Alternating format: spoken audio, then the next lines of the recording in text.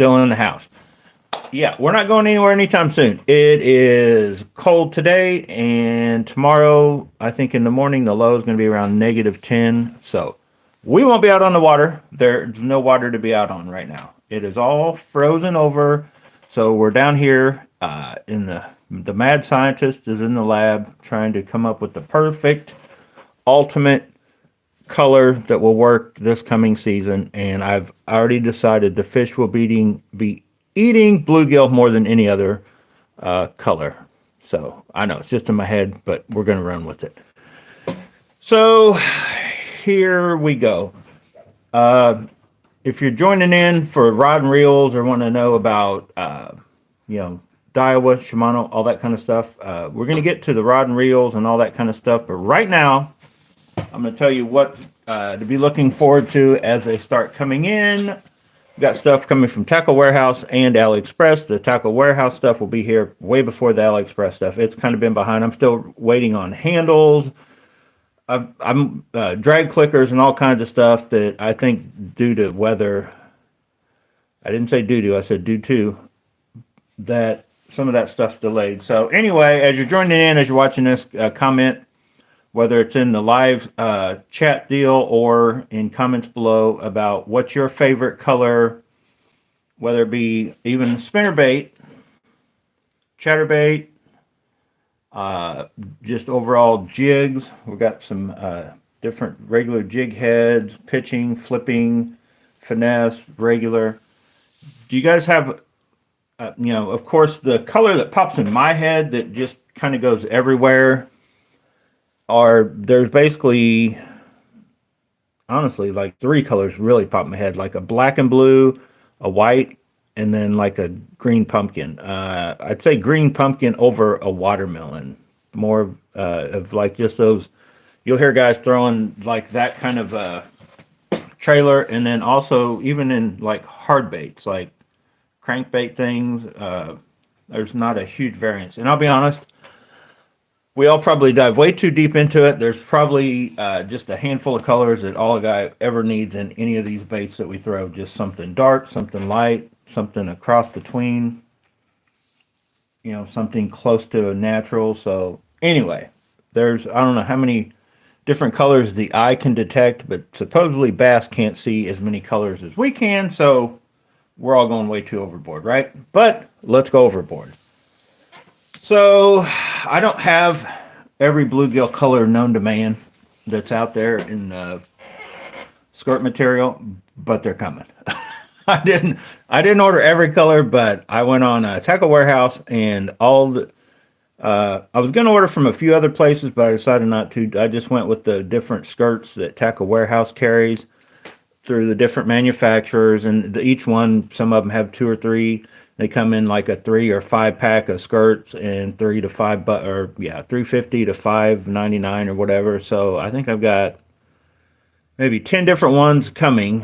They'll be here first. So I started pulling out baits that I know I can change, but I also ordered some baits just for the purpose from AliExpress anyway, just to pull apart like a perfectly good brand new, like I'm going to do with this one.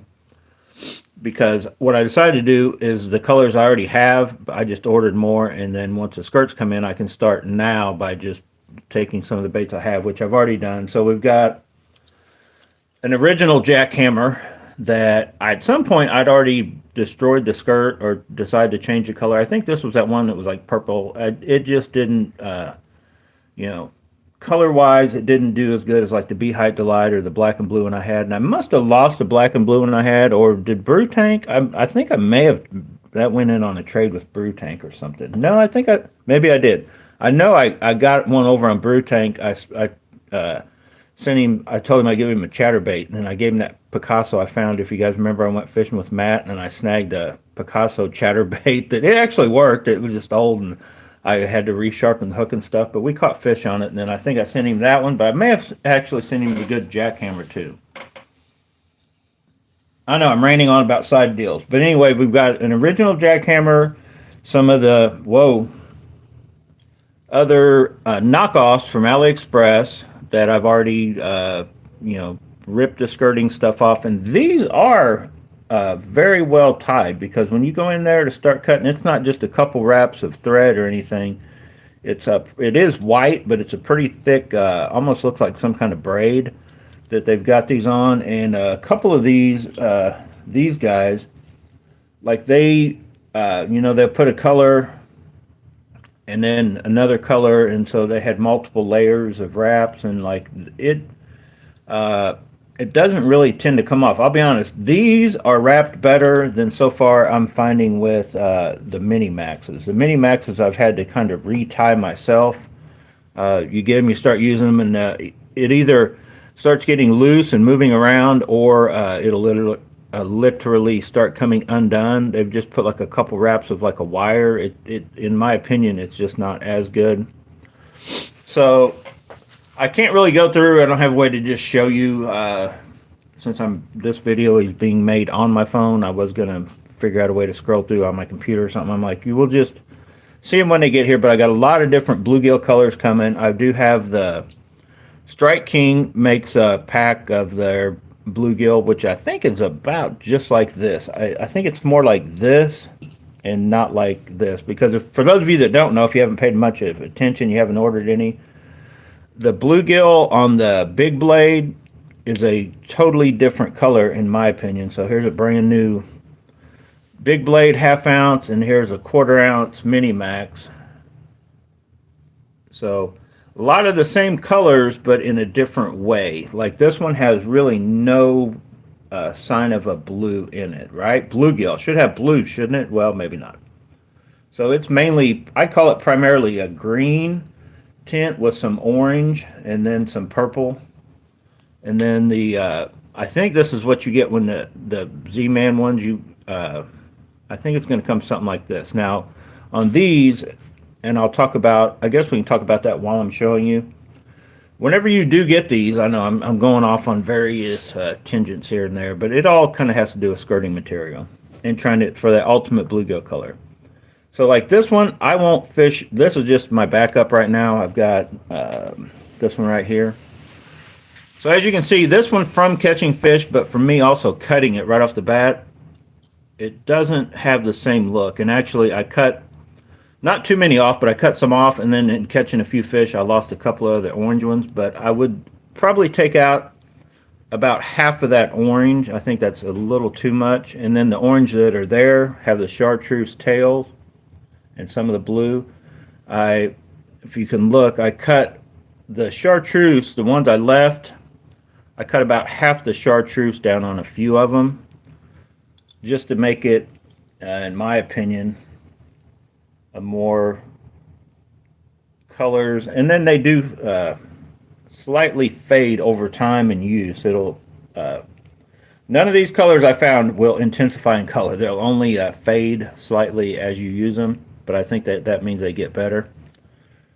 I'm not saying you can't catch fish in certain water conditions, and lighting conditions, that maybe that bright bold will work. But what I found is that more, a lot of different colors, but more natural, not quite as intense. Like I have way more confidence in throwing a bait that looks like that as opposed to one that looks like that.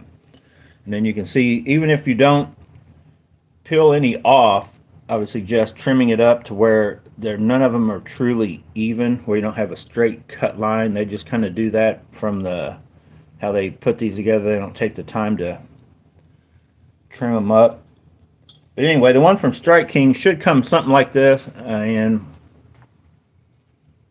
I wanted that because I do like that color. Like I mentioned, once I've toned it down some, I like the way that bluegill color looks, so I might try it on a couple different jigs. One thing you don't see a lot of, I mean, you do see it, but a lot of your, regular bottom bouncing type jigs, typically a lot of guys go away from the bluegill color, which it is probably a good idea if you're trying to imitate a crawdad more than anything. But as we're trying to who knows for sure what a bass thinks a chatterbait, a jig, or a spinnerbait truly is. What type of fish do they even, does their thought process even go that far? It's just, it's moving, it's alive, I'm going to eat it. But anyway, putting this, a few different bluegill patterns on different ones and trying them out through this season.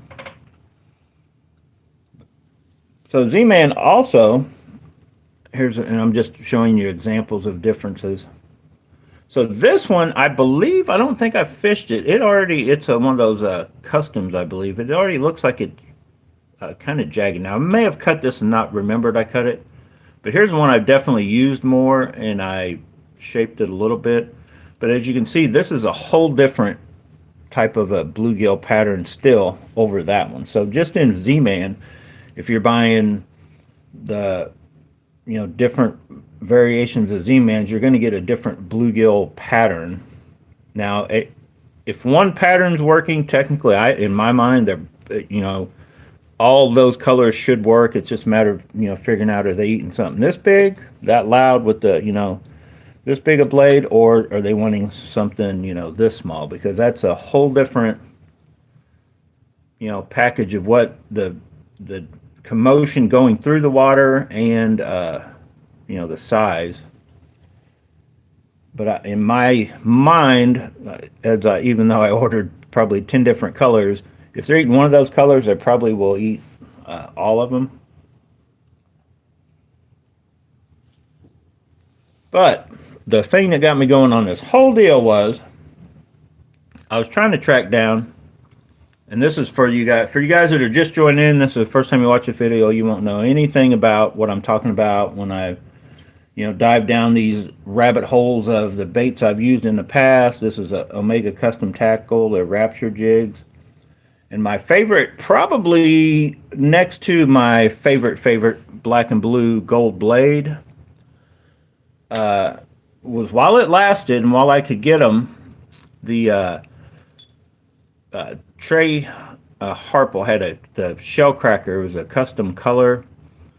Now, I think they may have that exact skirting, but I'm kind of thinking I'm advanced past that. I don't want that exact kind, but so based off the picture, there's pictures still up on the website. If you go to Omega Custom Tackle, look up the Rapture jig, and you can click on the, a shell cracker custom. Now, they make a shell cracker spinnerbait that they still have and shows close to, I think they sell the shell cracker skirt, but it's in that material that it's pre-made and it pops on. And I think I want to do away with, I think I'm going just like this one. So you see how it's a pre-made deal, and the shell cracker does have a lot of this blue kind of color, but it's got orange and chartreuse. It just looks definitely more in bright colors than what this one does, and I don't even remember the color of what this one was, but that's another Omega Custom Tackle. But that's what they came with. Now this one I think was a whole different color. It wasn't even black and blue. I think it had purple on it. It was something else, it was something else. But this skirt I put on it matches perfectly, and I may tie that on, but I may not, because that head is so big. This collapses down narrower, so I don't think it'll hurt how it hunts around. But the reason I dug these back out of their coffin and brought them back to life is because I basically talked myself back into it when I was talking about them in the video the other day about how they just hunt, in my opinion, better than anything else because of how far out that blade is. The hookup ratios, I think, can be a tick better just because of how far that blade is away, out and away, and the fact it's free to, as you're pulling to set the hook. So I'm like, need to try to get these back out and utilize them a little more. I don't know if I'll order any more. They still sell these, but not in the main color I want. It's unavailable. And even if I can get the exact skirt to put on this, as you can see how faded this is, it probably don't matter. But if you go look on the website, it was basically just brown, kind of a dark brown, and it had orange on the belly, and had just blue, these kind of baby blue kind of stripes. I don't think that really mattered at all. I think it was just the overall bluegill pattern with the gold blade and the way it would dart around. I put different trailers.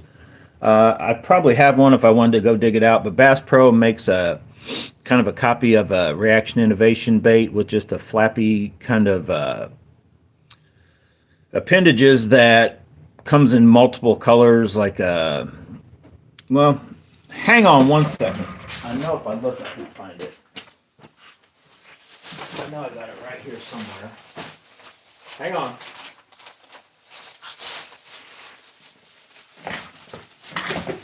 Because this bait, if you're looking for, I know, I found him. Here it is.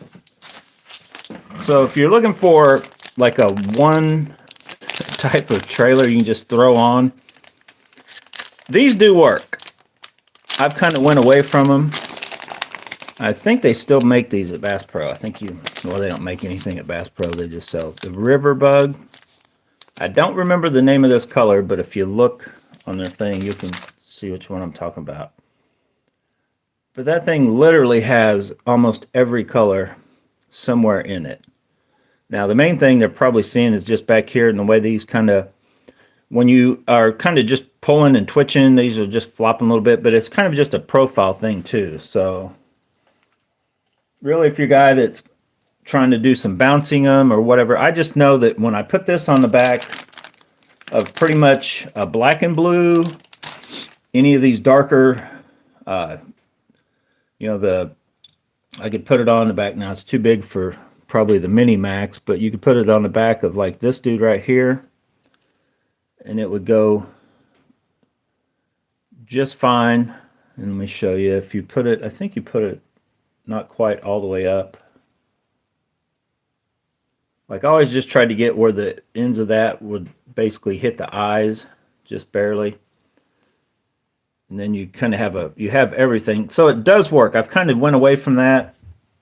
But that, I kind of wish that they would make, and I haven't seen the color yet. I kind of wish they would make that in one of the Rage Menace.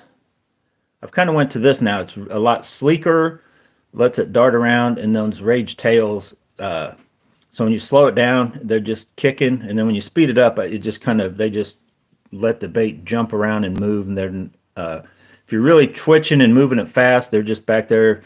It's not really the fact that they're doing anything. It's the slender profile and the fact they probably do just give way once you really yank, let it jump around. To where this, it's not these that are causing a problem. When you get something this bulky on, the added weight and the resistance in the water.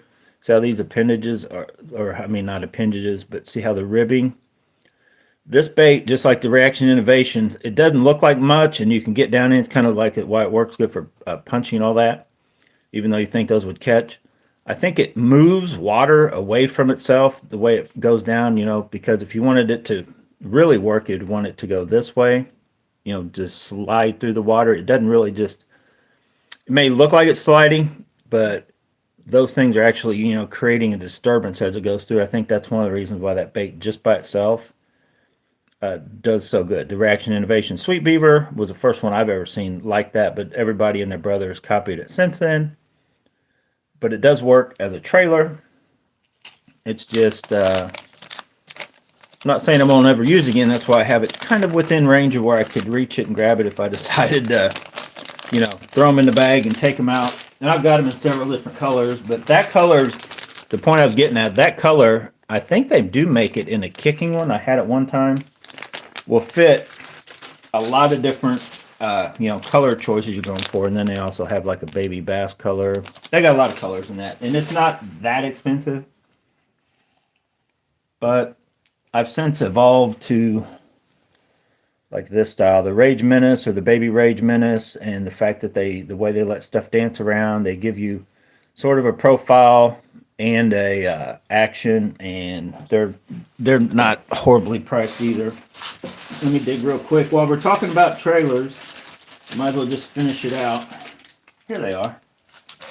Okay, so I went from that, I had that, and then I adapted to this. It's kind of a process as I've, and I'm not afraid to go back.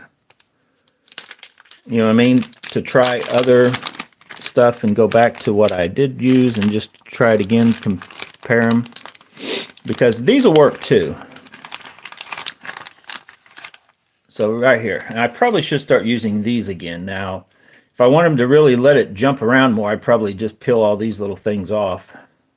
But yeah, this is the other one that I had switched to, this Swimming Elite Chunk. Because I do like the fact that these would go good on a black and blue. They'll go good on any of my bluegill pattern stuff. They got that little bit of red flake also. I do wish they, I would like one to have the combination of both these. That purple and gold flake in a, kind of a laminated color that's multiple colors.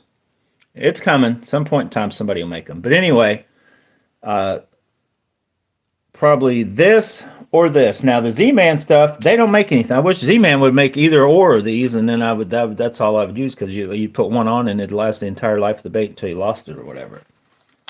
But yeah, I need to leave these out and utilize these, especially now I'm going to have all these different bluegill in different sizes. And you could always even slender these up more if you want to. That's one thing that I kind of started with the Z-Man stuff, and I don't, those are probably too hard to try to grab you when they're buried in the bottom of my Z-Man box. But you can take the goat or the baby goat and fit it onto some of these, and I really cut down the sides on it. So if you know what those look like and how bulky they are, I try to slender them down to where they kind of look like they got a body like this, but they're going to be jagged just from you cutting off the body that they come on. And that the Elastec is hard to cut. It's not like regular plastic. But that's also, I'm kind of still playing with those on the thing. But another bait, hang on. Let me look. Oh, wow. I got a bunch of those. I need to use these. Look, at least till they're gone. I got 2 packages of those. I know I got at least one of those others. This is a good color. Let's just look at some of these colors while we're doing it. It's another, just a river bug. That mossy melon, that's a good color. And you can also, I don't do it a lot, but you can go to the extreme opposite of what you would think. Like you could be, like I know I just said that I like my skirting to not be that bold and bright, but I'm telling you, there's just times though.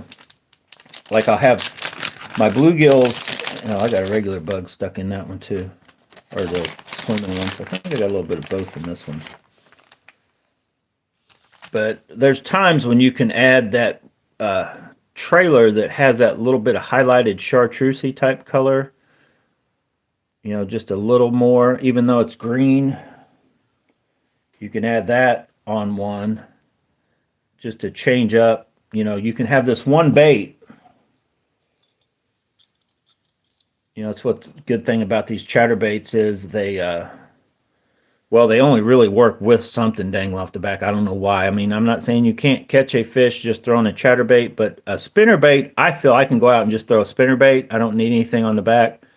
I may get some short strikes and I run a little trailer hook to help the hook up, but I feel I get just about as many bites on a spinnerbait with or without some sort of some kind of trailer. Maybe slightly better width. That's why I do run them on my spinnerbaits also.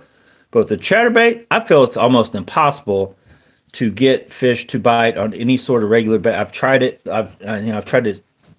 I saw right off the bat, and I've kind of tried it again. Like, am I just losing my mind, or they just won't hit it if there's nothing on the back? And it's like, yeah, they just don't like it unless there's something back there. Now, the good thing is you could take that one color, if that's the only chatterbait you had, and you could kind of run something like this. You could even go brighter. You could put a straight white one on if you wanted to. You put a bright orange, just to change it up and try it, and you'd be surprised on certain days when just changing colors would, to a brighter color than you would think would even be what they would be hitting. But yeah, you guys could comment if you've, I don't know of anybody. I know I've heard people, oh yeah, I'd catch them without a trailer. And I'm like, yeah, good luck. I've never heard of anybody saying, yeah, there's days where I have better luck without a trailer. Trust me, I don't think that happens. I don't do it, but these are from Big A Custom.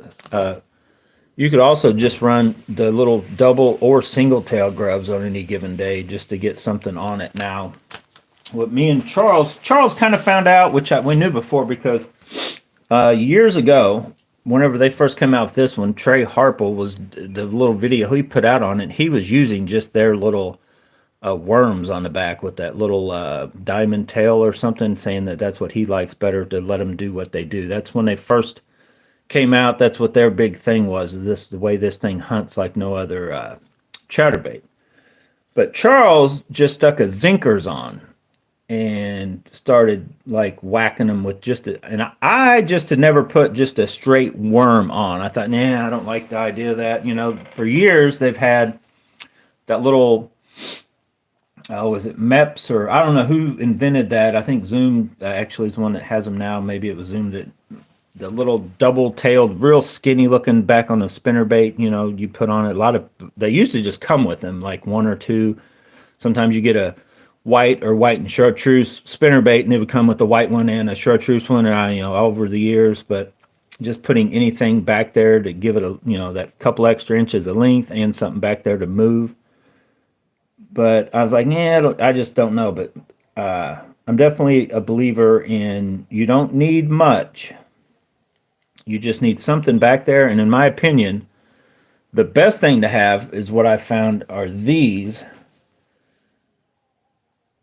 for both little kicking action, lets the bait jump around, and somewhat of a profile of a crawdad. Now, a lot of people are like, well, if you want to use it, you know, imitate a fish. Well, I just still run it flat, but if I was worried about it, you could simply turn it like this to where that it's going through the water that way, and it's more, you know, like the fin, tail fin on a fish. But I feel that when I'm throwing this one, you know, I don't know what it's imitating. I think it looks more like a fish than anything else, but they will hit it, and it doesn't seem like I need to flip the tail sideways or any of that stuff.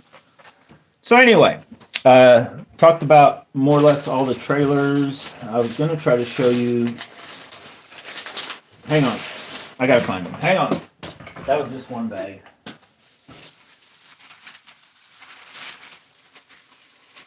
Okay, here's the bag. Those are actually, that whole bag right there that I got to pull some of those baits back out of, that was the bag I planned on getting rid of. So you can use stuff like this too, like the skinny dippers. Now you could just chop it off here and then just run this part or whatever. Skinny dippers, these aren't crazy flappers. I saw a bag of the skinny dippers from Reaction Innovations. Where's my, and then you could even run the skinny dippers or whatever, different colors. I'd cut them way down. I don't like running, I see a lot of people running, where did I put, those aren't Reaction Innovations, are they? Maybe they are. So I used to run the Smalley beaver. I started out running the full-size beavers because that was one of the first like baits I kind of started using on my chatterbaits, and then I realized I like the smaller ones, the Smalley beavers. I'm trying to find the. So yeah, if you guys don't know, the sweet beaver is it's pretty big. Now you could use it, and definitely I don't think I've used any sweet beaver since I started using the big blade, but it would be probably what I would think about using with the big blade would be a sweet beaver. But the Smalley beaver, I don't know if I got a new packaging with the Smalley beaver. And you could even go, if you wanted more kick, what are those? That's just an assortment of everything. But those, but I think, in my opinion, I feel they would have, the spicy beavers would have too, maybe a little too much. And, you know, these kind of work good by themselves. Any of these all work good by themselves. But for trailers, they kind of work, but honestly, they fall off so fast is the reason I went away from them. You throw these in the water, fish eat them, but they fly off your hook about as fast as you get bit by a little dink or whatever, is why I kind of went away from them. So what I've switched to before I made the big switch, because I like throwing these also, and I knew I liked the smaller ones, was the little fuzzy. I had switched to the Riot's little fuzzies. because they do have some good colors. I like the, I don't know, 3 or 4 of their different colors they had. So like if you're throwing a black and blue, you could throw this with a little bit of green. Their Slayer color, they've got several colors, but these I felt they just stuck on a little better than the Reaction Innovations. They held up a little bit better, so I got more bites to fish, you know, and landing to the what they cost and all that. But then I think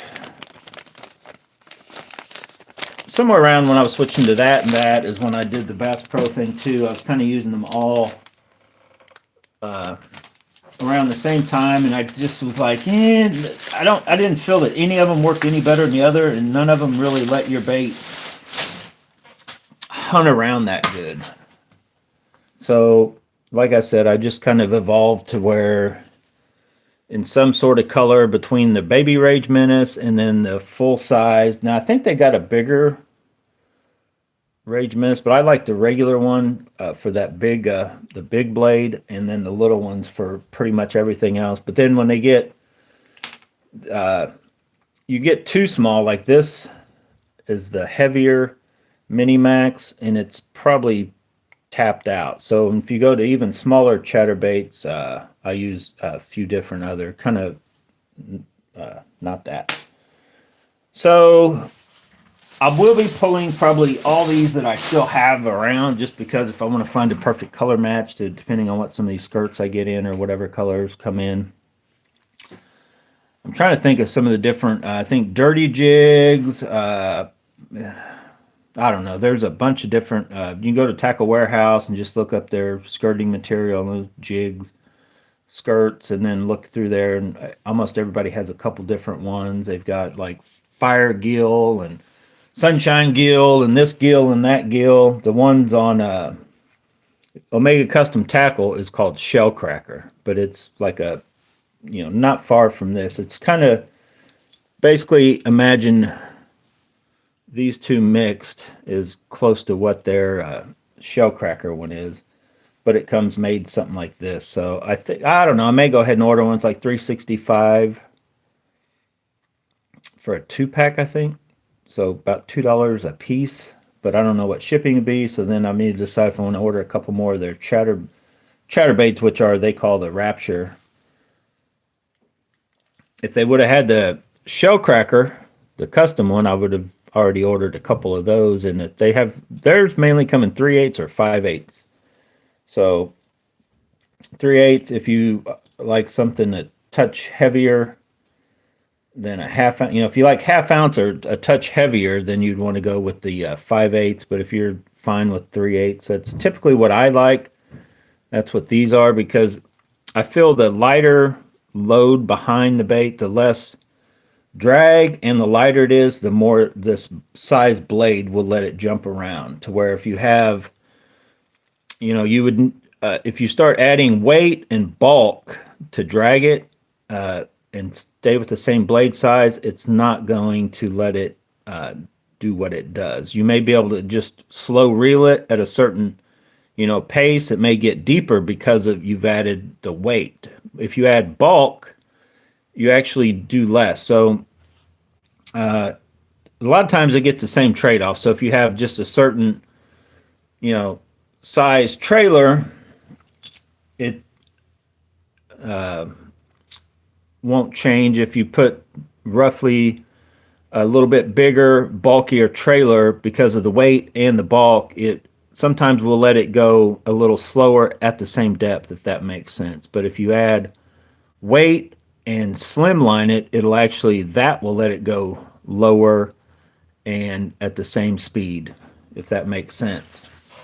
So if you get, that's typically what I feel with Z-Man, like the palmetto bugs and some of the other stuff they've got. Like, so here, let me show you. I will show you since I got it right here.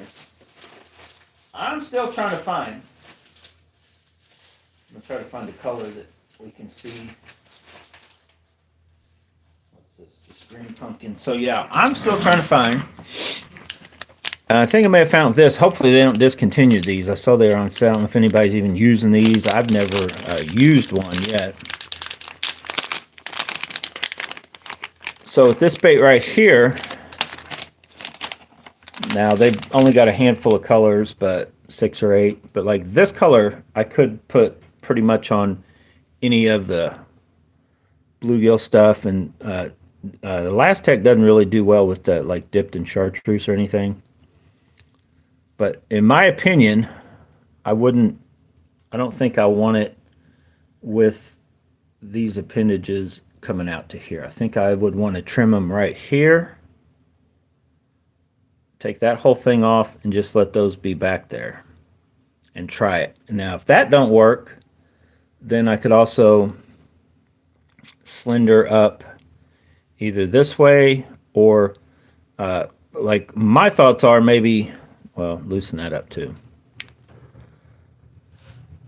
Cut that off and then cut these maybe down in half to let them free more. Or if it, I just have to, I don't even know what these are going to move like in the water with hooked onto a chatterbait. So I'm going to wait till I get out on the water, and then I'll do the cutting out there as soon as I get to. If you guys remember, and if you've watched any of my videos where I'm testing baits, I've got this pit that I hope I still have permission to get into. I'll have to stop and talk to the nice old lady and make sure she lets me go back down there and fish. But it's, you stand up way high and you look down, and generally the water is clear, and like you can just watch what a bait does better than, like, imagine being 10 foot above your boat watching baits work, so you can just see exactly what they're doing, like how they're coming through the water, so you can really see if something's working the way you think it is. It's kind of like a swim pool, but you can make long casts, so like you can see far out, closer up, and really tell what's going on. So I'm going to try to get out there and then start experimenting with some of these. I'm going to try them just by themselves and just see what I think. And then you don't really know until you just put them on one and go out and fish and get on a bite. When, like, if I get out there and I get on a bite and this is working and I'm catching fish, and then I slap one of these on and I get out there, is it still, did something change or whatever? And if it's like, okay, it's working just as good, then, I may have an alternative, because these should last, a long time. These are good for about 3 to 10 fish. It varies. It's usually 5 or more. You usually catch quite a few with that. They actually start, I don't know if this one started yet or not. They'll start tearing. Yeah, this one started tearing. They'll usually start tearing somewhere right in here, and then one of these just falls off, and then it's time to change it. Like, I will stick it back on. I'll even put a drop of super glue on it just to get it to hold on until one of these appendages falls off. And they actually don't. They're not bad. They they hold up somewhat. The Reaction Innovations in those, they're just so much bulk to them that they just, and they, bass, it could be one dink, it could be 3 dinks in, they shake and it just goes flying off. It's usually not a lot of fish, and it's like, oh my God, that's, it's, I get that feeling when I'm using some of those baits like that. They definitely are working for catching fish. It's probably worthwhile to have something like that will get bit in your boat for when times get that tough. But that's usually, I've always found alternatives that will get bit just as well but hold up better. So I'm trying to find something in the Z-Man that I've tried. The palmetto bugs, tried cutting them down somewhat, that I gave up on those. The like I said, the goats, they aren't bad. And then also I'm hoping something just by itself that catches fish, because just whether it be on a, like I started using like the wobble heads. I like those. Whether it be by itself or whatever, the Reaction Innovation, most of these ones I've already showed you will just flat out get bit by themselves. You're out there finesse fishing with the smaller ones, or throwing the full size ones, or maybe they want it flapping, with the not the kinky beaver, whatever the other, which one's the name of that? Spicy beaver or a regular beaver, one of those two is usually going to get hit on or whatever. But the Z-Man bait's similar. I've tried the one that is sort of a copy of the Brush Hogs. I can't remember the name of it. I've tried it as a trailer and by itself. That thing just, fish don't bite it as good as they do other stuff. One of the best baits to just get hit, period, is also the Keitech crazy flappers in all different sizes. Whether you're going real small and finesse or regular, that thing will just get hit. So will all the ones I've showed you, the right baits, the Reaction Innovations, even the Bass Pro ones are good about getting good bites on. Over Z-Man, in my opinion. But you give me a Zinkers, man, that thing's like money. You give me not this one, because that's my test 16th ounce shaky head to see what rods and reels will throw it. But you take just the finesse worms on a 16th, 8th ounce shaky head, man, I can do damage with that. When I switched, now I don't know about these gremlins, I'm hoping are better, but when I've switched to any creature crawl type Z-Man bait, I feel there's a struggle going on.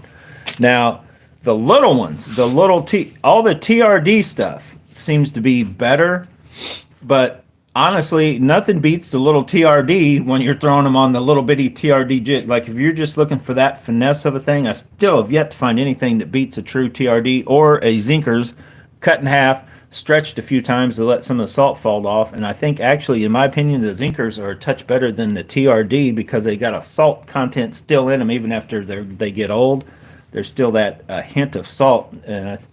So I've kind of just switched to, other than colors they don't make in the Zinkers, I still get TRDs. I have just much faith as cutting a Zinkers in half and using that like where you would the TRDs. But the TRD crawls and the bugs, those are good little alternatives for some of these little, like the micros and the flashback minnows. They're a good alternative as a little like trailer for those, or kind of by themselves, along with, or just a swim bait. But anyway, naked chatterbaits, I'm listening. Yeah, the naked chatterbait's called a diesel minnow, but my smaller chatterbaits, that's what I actually do with those. Once they get under that 1/8 ounce size, they're really, the skirting just kind of holds them back. I feel you get better hits if you just completely turn them naked and then throw on a swim bait. And actually, then that's when I try to go away from like imitating a crawfish, put on like a swim bait. And while I'm thinking of it, I don't have a swim bait handy to show. When I fish, I think my swim baits work good if you what is this? Oh, there it goes. Let me get where's the swim bait when I need one? Well, let's just use one of these. This is not how you would rig it, but since it's right here and I'm looking at it, there's a time when this is one of my favorite baits to throw, and it probably still is. I probably still need to go out and do this. I'm going to tell you guys another little thing as I'm talking about this. But this like Houdini type color, this one's got a lot of red in it though. But that gold. So when I'm rigging up swim bait, I started doing a little bit with my spinner baits. Is instead of going like straight on the shank, I started angling them down slightly. I think it does a couple things. It helps wanting to make this bait run a little more up. But what I think it does more than anything on a chatterbait, and so you could rig these like naked, right? Just take this and just rig this baby on. But I think if you have it at a slight angle, it helps this tail stay down out of the way of the wake of the chatterbait. Like a lot of guys will tell you to rig them upside down. Problem is when you do that upside down, and it may work, but then you've completely changed, unless you've got solid, black or green pumpkin or white, you've changed the whole color. But it may be worth a try. But for me, I prefer the bigger, if it's a chatterbait that's over 1/8 of an ounce, that's the chatterbait micro. Micro. Minis or quarter, or the mini maxes could be heavier. The chatterbaits that are like the flashback minnows, or even the micros, the 1/8 ounce, is to run them with just a small, not this size, but something like a Keitech or Kitech knockoff, But with the, I had one somewhere. Where did I do it on my baits? I had one rigged up. Well, here's an example of a bait that actually will work, but I never throw it anymore. But see, I've kind of went away from like that, just rigging them straight up, and I actually put them on different now. That's just it. But these little dudes right here will catch fish. Any of these little baits, a lot of them were originally, I think, for like crappie type stuff. But any of these little spinner baits, whatever they may be. But let me try to show you what I'm talking about here. So, yes, I'll show you. Now, this, I wouldn't do it on this one because of the color difference, but technically you could. Actually, that would still be just fine. So, instead of rigging it straight, what I try to do is I would just look and see where I need to start and where I need to come out at to let that thing run at an angle. So I'm going to want to go in from the bottom and then come out like in an angle. So you're going to go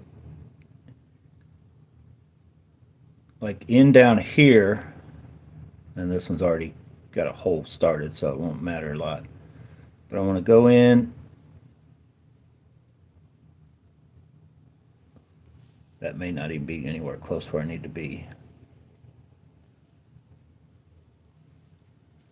So if you can see, like it's just down. It's just down from straight. It's not horrible, but I feel it lets that tail be the right way it's supposed to be and still get more of a, I call it a natural kick. Then if you put them straight, or a lot of people, you'll put it on, you're putting it on straight, but it ends up being, it's just up here more in the path of this as it's going through. But actually that right there, that color, that should work, but I don't plan on fishing like that. But anyway, that's the way I would put it on, just a small naked one, or and sometimes I do rig these like this, but then the other alternative is just put it on whichever way you want to, as long as it's straight overall, and then just cut these off the side to let it, move around. But that bait right there honestly should catch a fish. It's not my choice of a trailer, but if that's the only one I had in my tackle box left, I'd put it on there to, I'm sure it would catch a fish. So anyway, what else do we need to talk about? Anything? Yeah, I've never tried it. I've heard of it, but no. Yeah, Nate says, ever try a tube on a chatterbait with no skirt, smallmouth, smash them up on air. Yeah, see, that's the thing about a chatterbait. Really, we've kind of, even now, like one of you guys commented, like, jackhammer's got such a name, like, oh, you need to buy a jackhammer. It's ultimate chatterbait, and it's a chatterbait, and really, all a chatterbait is just like what the name that they generalize call all of them, a bladed jig. So really, if you think of it as a jig head, just like you would this jig head, this jig head. Now this one, what I end up using, not this size, this is a huge one, but what I like using these for, when I first come across these, I like to just stick a swim bait on those. And just with that extra little weed guard, it gave me the confidence to let it, like I would through grass easier than just, so I didn't have to have one that was weedless with like EWG style. I didn't, with the underbelly hook through it. And I just like this swim bait right here, or a bigger size one, I would just put them on, straight. And this is one of my favorite heads. This, I just ordered all the sizes at one point, and this one I never did really use because that's a freaking heavy one. Somewhere I got a few smaller ones, but they're literally, we put skirts on them. That's just what the thing is. They come skirted through the jackhammer, the Z-Man original, and then you figure out what trailer have gone through all these. Is it a crawdad? Is it a fish? I try to imitate crawdads with a chatterbait, in my opinion. I think of it as just like what they say, it's a bladed jig. Primarily, once you're bouncing the jig on bottom, honestly, it's, in my opinion, it's imitating a crawdad. Yes, I know we now are swimming around. They look like fish more than they do crawdads, and they still tear them up in all the different colors. You know, you can take a white chatterbait out there and just smash them at certain times, certain murky water and all that. But you can pretty much run whatever you want to on this or try it, especially with the littler ones. Or you can, you know, this is just a head. If you want to use this head and this weight to run whatever size, if you want to get a swim bait that just sticks out enough and barely moves, now you're going to have to deal with a big hook showing up. Or if you want to, you know, stick one of these monster, where's one at? Hang on. Hang on. I don't know where they're at. I'm just going to show you an example of what you could do. Nobody's saying you can't.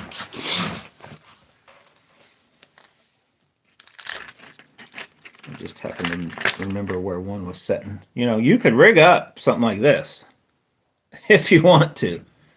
You know, yeah, hookup might be whatever. You could wrap you a, you know, wire, rig you up, and you know, come off of here. Once it sticks through, you know, have it riding up, and then run you an extra little wire either through the bottom or whatever to have a treble hook or whatever.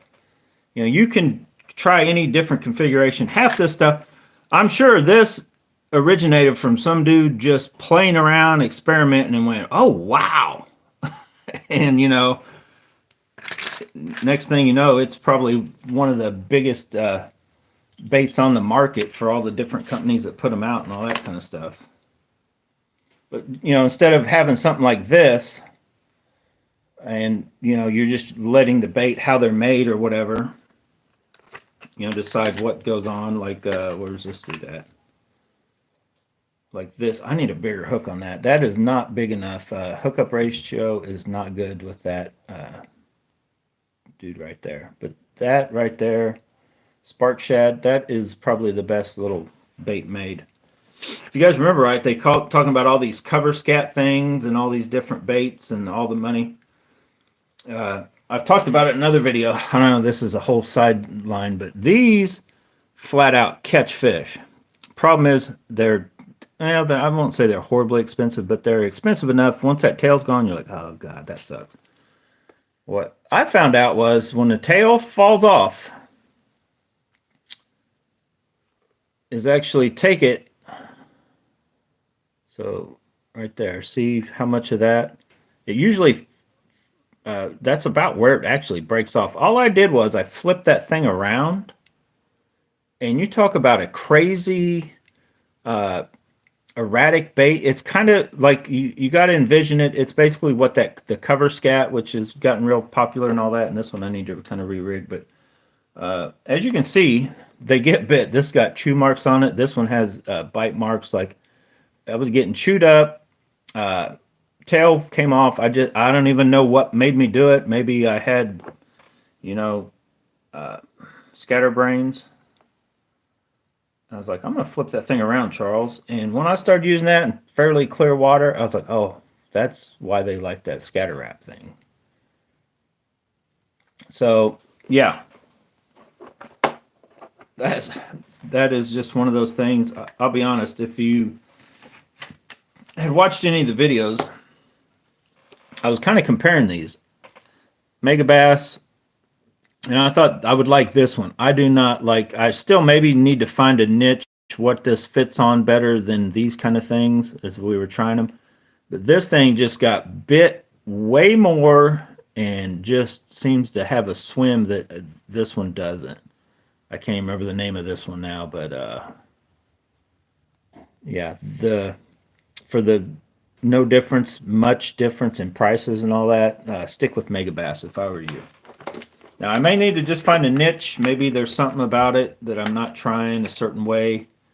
But as you can see, like that hook, there's enough room, like when it gets hit, and that's a little stouter. So it was definitely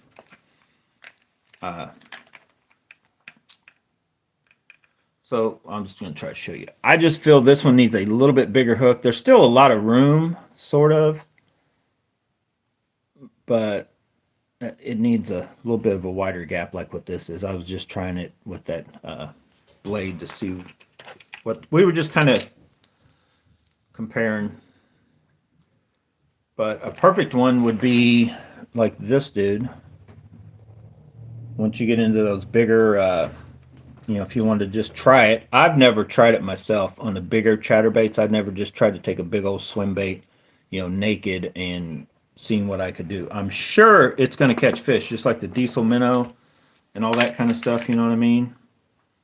But I myself have just never, I always just stick with a chatterbait because I like the idea of, you know, going with the whatever, you know, pattern, whether it's black and blue, bluegill, you know, or where's my other, some of my favorite colors. Like those ones from AliExpress. There's just a time when it could be, hey, oh my God. You know, like this color here is working. The this color is also pretty good. Why are these all sticking together? Because I'm holding them. There's all kinds of different colors. The Bee Height Delight, wherever he is. I mean, he may be in my other box.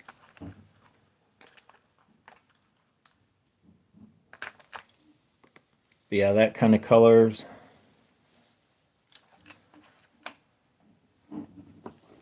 It just, in my opinion, once you get a little bit bigger, and that's like a Delta craw or some, do they call this Texas craw now or something? But I think this Z-Man chatterbait was originally called Delta craw.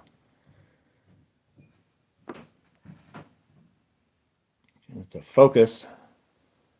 But like, I like the idea of that, then with the trailer on it to generate, you know, give it that, what they, I think, what's his face, Technical Bassin calls it secondary movement. But you could always still, you know, like take this dude right here and rig this big dude on him and leave it full. Well, here, let me try to, I was trying to get him where he was hidden up underneath there. Leave it on full profile to create a bigger bait. But in my opinion, I like just about 1.5 inches, you know, just a, well, like whatever this is right here. I like that just a little bit beyond. I feel they get it better. I feel anyway, once you get a bait that is sticking too far back, especially if you're running, you know, a skirt, and then you have the bait on, and then all this is going on back here, there's a chance, it's not the big one. Typically, you know, 1.5 pound, 2 pound bass or bigger, he's just going to come in and eat it. But what I've found, especially a lot of places I fish with dinks, you're going to have these baits losing tails like right and left because they're just coming up and nipping at it and they're pulling your tail, you know, flap, fin, whatever you want to call them, off the bait. So I've kind of just got to the point where I keep it a little shortened up. But anyway, any other questions? Let's jump to something else. I don't even know how I got off on this. I wasn't even going to talk about nothing to do with swim baits or whatever. But a tube, I've never tried just a tube. I probably need to. I did try, I got tubes somewhere that I was going to try because Z-Man also makes some tubes. I probably should try that.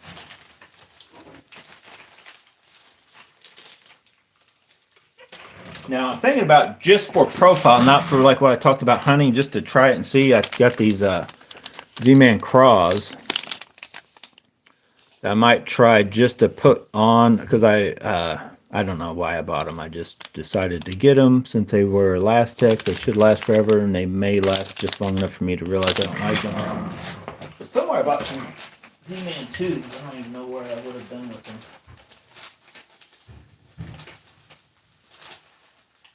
There's some. But you could also, and I may try these also, even though I don't need to, because in my opinion, this, you could also just use the zinkers, like just these trick shots, but you put one of those on your, you know, stick that on there. It's going to have about the same length. It's just going to be something back there and lets it, you know, lets the chatterbait do its work. But then you got these big easy tubes that I guess a guy could technically just rig one of those on and let it do its thing, depending on, you know, or any tube for that matter. Strike King coffee tubes. Whoa, what in the heck? I'm creating a mess here. But I guess a guy could just rig one of those on a chatterbait, and I may have to try that. It just looks too plain. Probably the same reason I don't fish just a regular TRD most of the time. It's just too easy, right? But yeah, there's nothing to stop you from trying any, you know, jig, head, whether it be this, you know, that right there would probably also work. Or, you know, without the actual, you know, jig head made to go up in and hide it and all that kind of stuff. You know, in a pinch, you could probably rig that up on a shaky head like this, just to, you know, get it out there because it collapses, and just as long as that hook's, you know, hidden or whatever, fishing kind of thing, right? So anyway, I think I'm going to end this video. No, wait, I can't. Yeah, exactly. Eddie's talking about when the tail falls off, you got a new poop bait, right? I'm not going to throw any of those away because they do that. The Megabass, just the body is what's kind of designed to kind of float and do a certain thing, and then the tail's, you know, back there flopping. So once the tail's gone and I flipped it around, it basically, as you're pulling it, so then it swims away from you, kind of just the same way it was, maybe a little faster because it doesn't have the tail back there kicking. So as it sinks, because that's one thing that I guess I should have talked about the spark shad over the other swim bait is just as it even falls. So like as it's kind of slack lining and then you're pulling it, it just has a different falls gracefully and looks like it's actually maybe alive compared to the other baits. Just kind of, I don't know, it just doesn't have the same kind of deal. And it may be a certain amount. I may need to play with weights and where I'm putting the weight at on that other bait to get it to do similar. But yeah, the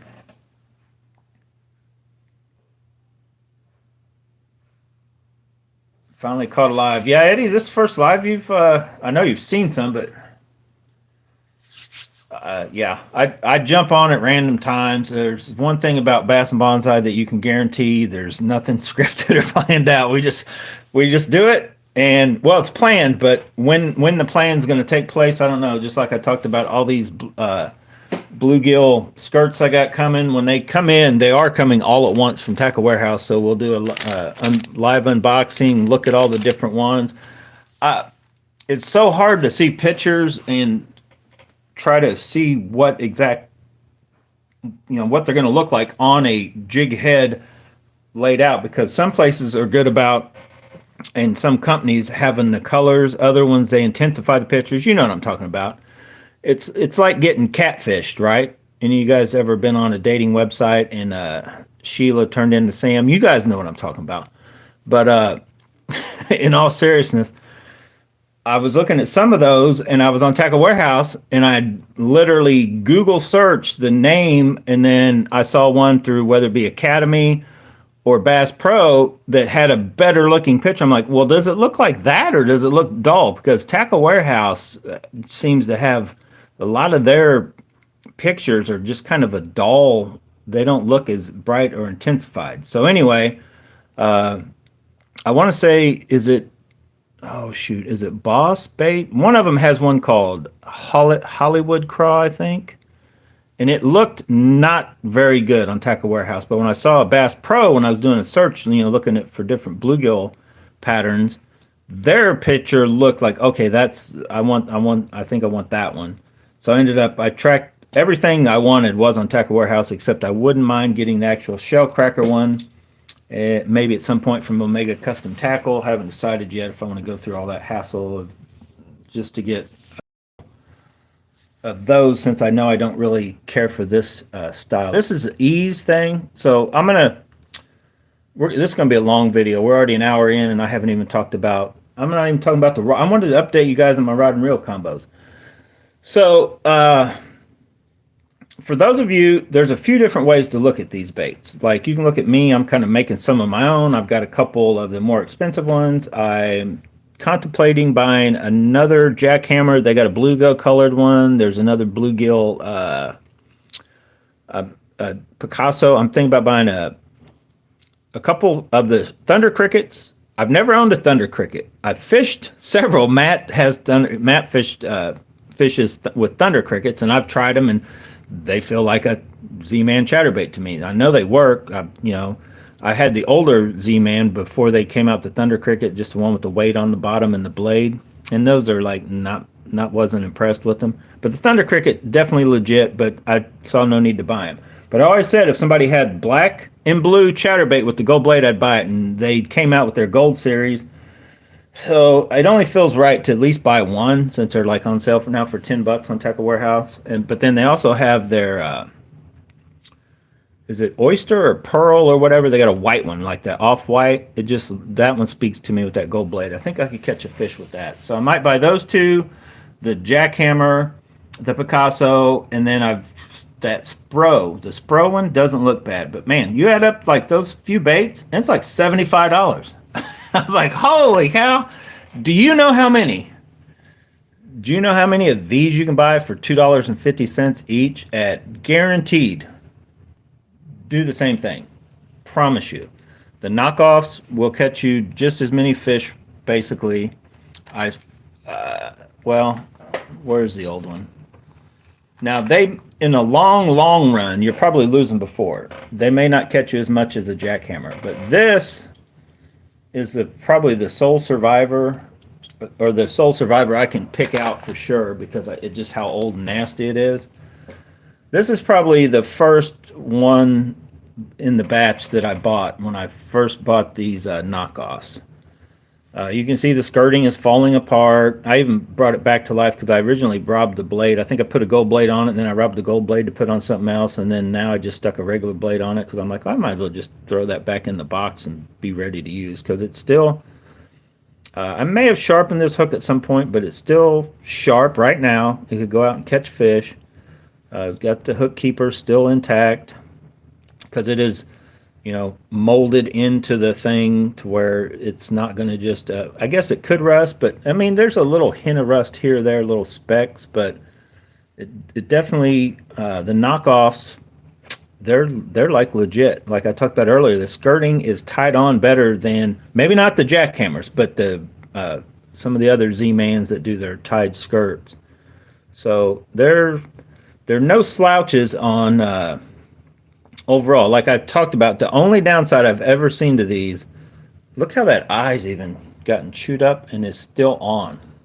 Do you guys see that? You see how much damage has been done? And that eye is still right there. I mean, that's something. Usually the eyes would be gone on any bait, and I wouldn't expect anything. But those eyes, you can see how beaten this thing has gotten. You can tell right where that blade is hit, and that's why they do their work on any Z-Man or knockoff. But the eyes are still intact. The knockoffs for $2.50, generally you can always find them like right now they're on sale.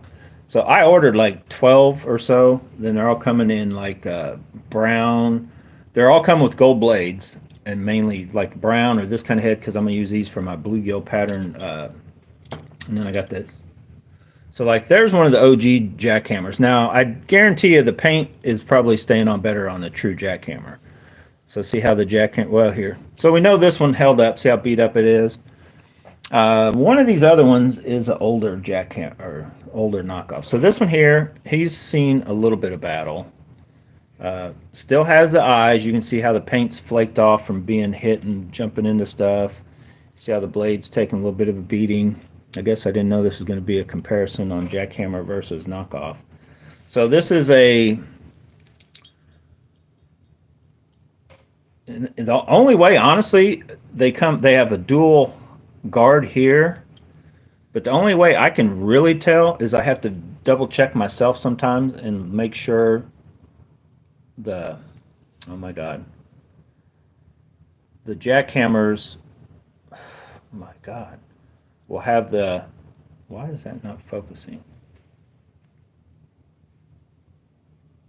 right there? The jackhammers will have the size right there and tells you, the weight. I mean, the knockoffs don't.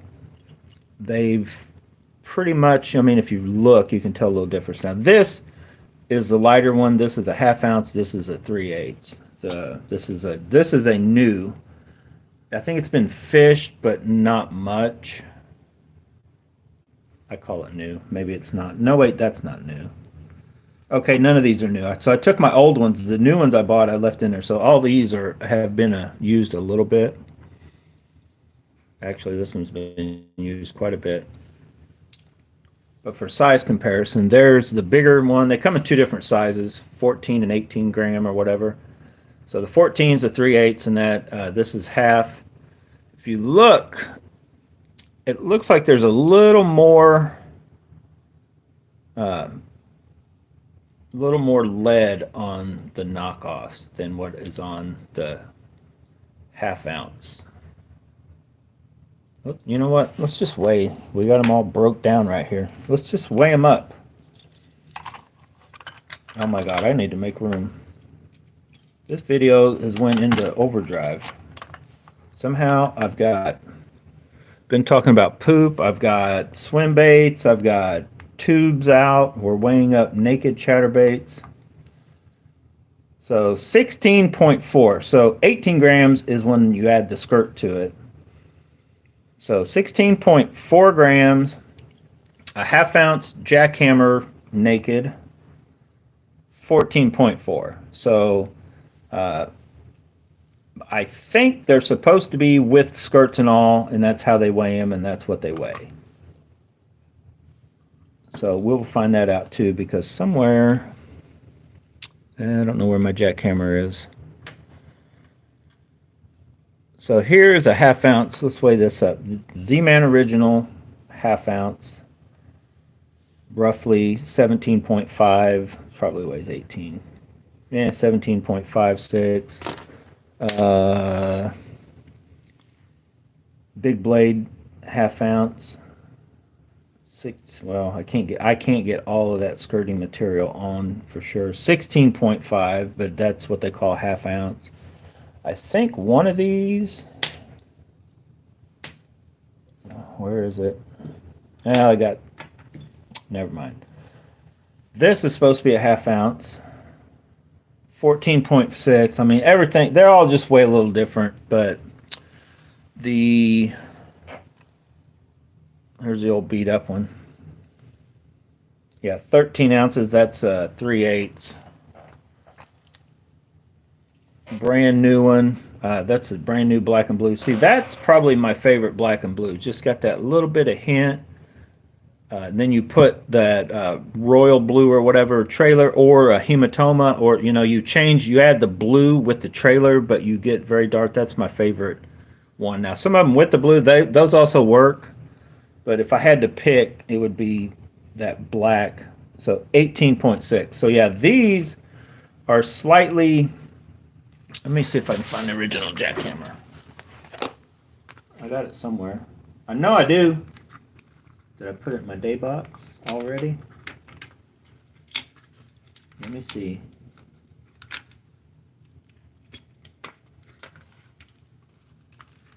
Well, it probably won't weigh right anyway because it's got a.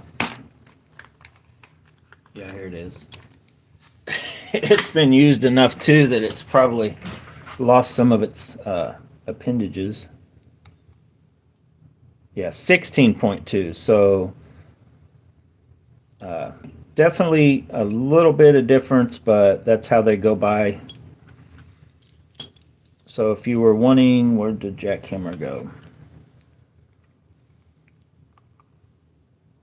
So 1/2 ounce jackhammer is 14.4, just the body. If you go with the knockoffs, what they're calling 3/8 is 12.6. Seeing which one's closer to a 1/2 ounce jackhammer. 14.4, 12.6, so it's 2 grams lighter. 16, 2 grams heavier. So they're actually, the 1/2 ounce jackhammer is in between both of these. So honestly, it's probably more like the whatchamacallit. Let's weigh that up just so we'll know. We got it right here. They call this 3/8, but it's probably with the skirt. So 14.4, the Omega Custom Tackle, and here's a Omega Custom Tackle right out of this, how you would get it from them with the skirt and all. 17.3. I'm pretty sure that still is what I think every one I bought from them was 3/8.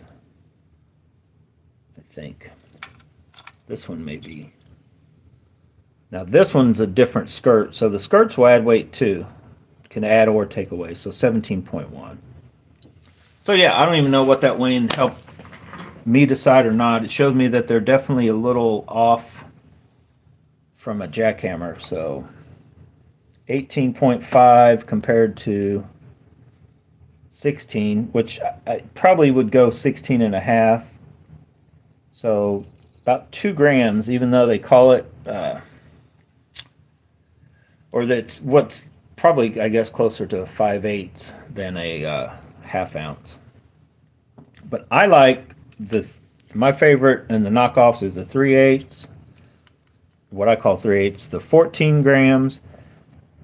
And my favorite in the jackhammer is probably the half ounce. And then the regular is also the half ounce, but 3/8 in the Omega Custom Tackle. But I do like the 3/8 in the jackhammers also. But probably the half ounce is probably my favorite overall. It's just, I think because there's that little bit of extra weight on the knockoffs, I prefer the 3/8. They're not far from a half ounce jackhammer anyway. As you can see, 12.7. Oh, get off there. Get on there. To 14.4. So yeah, they're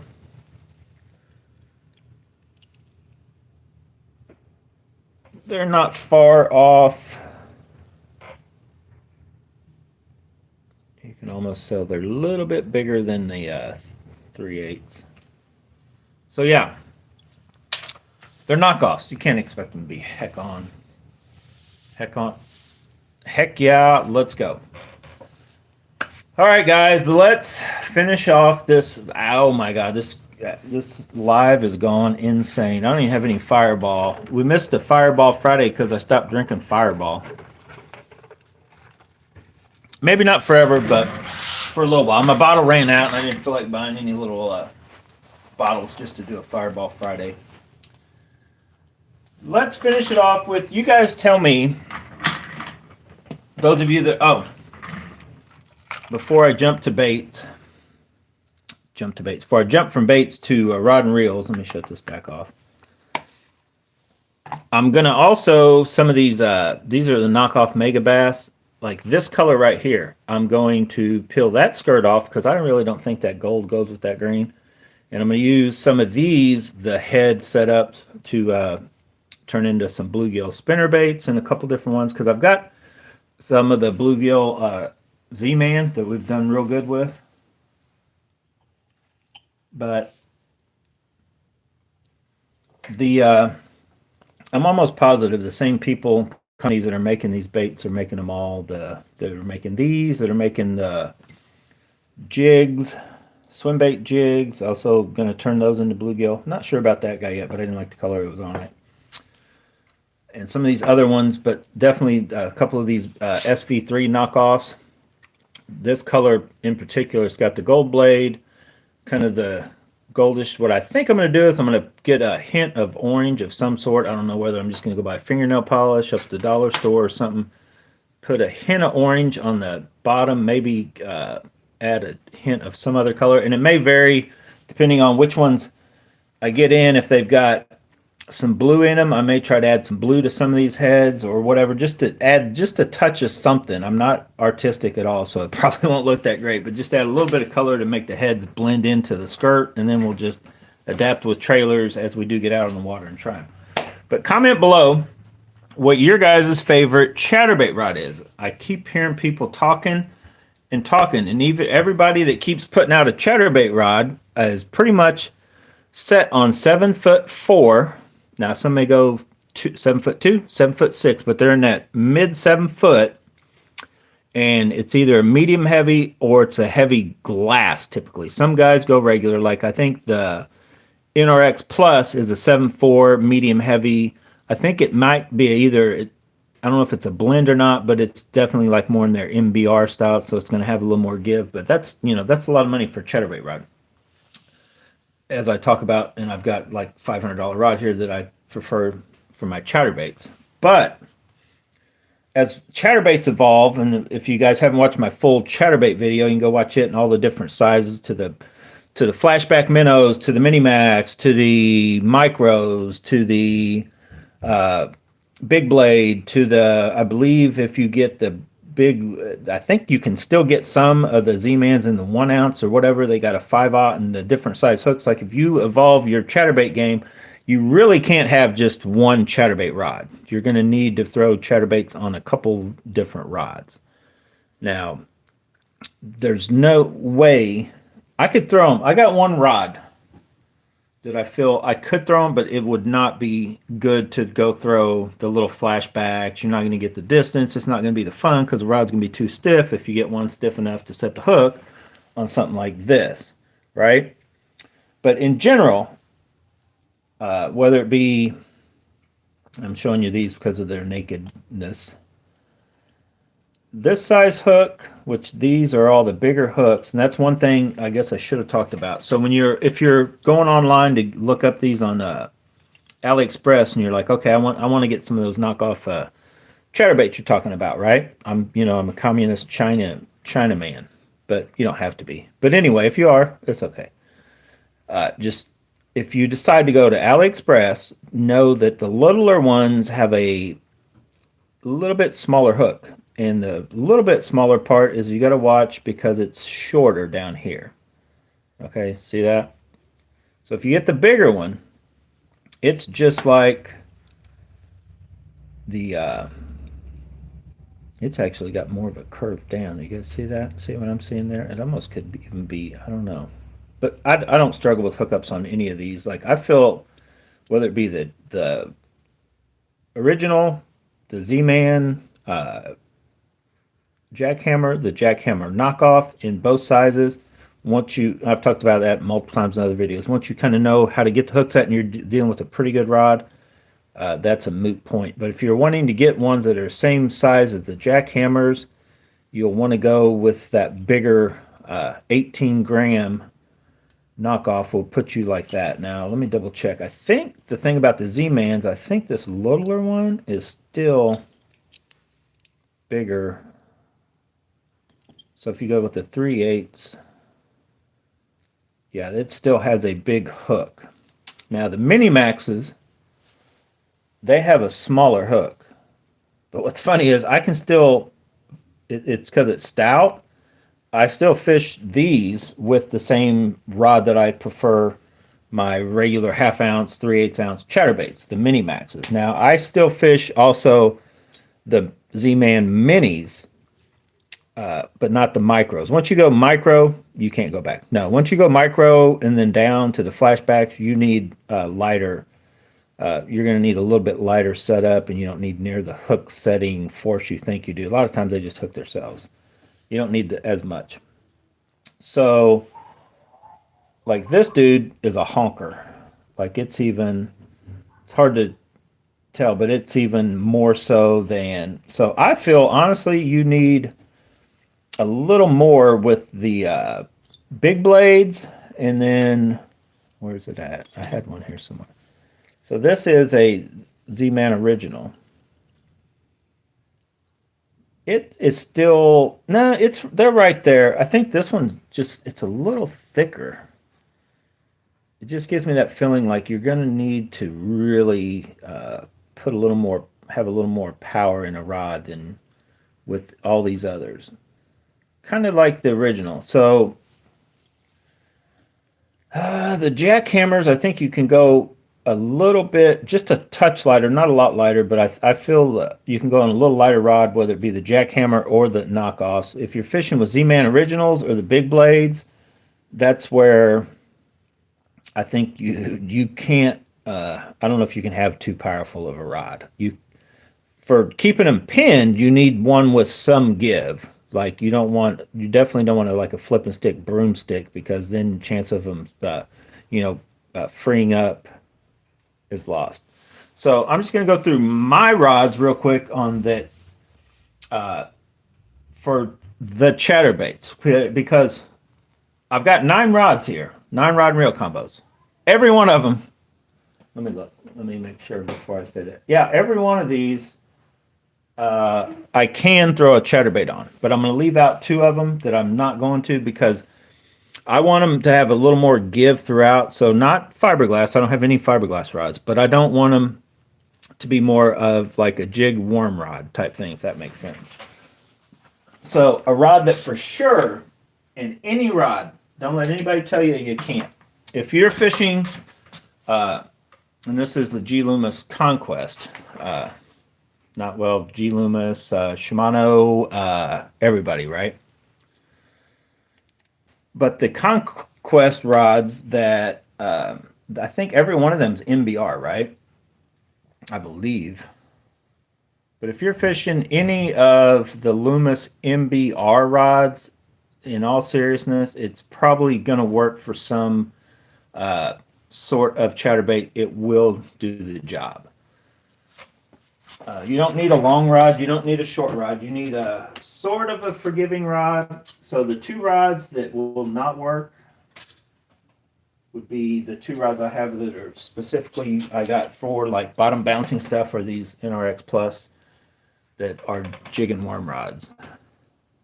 Because they're, that tip has give, and then the way it jumps into a backbone, that tip, when you have like a 12 to say 16-inch tip that is way more forgiving than the rest of the rod, that tip will unload, so fast that the rod just can't keep up with the fish, like when they jump and are shaking their head, which will let enough pressure be taken off that it can spit out anything. Could be whatever.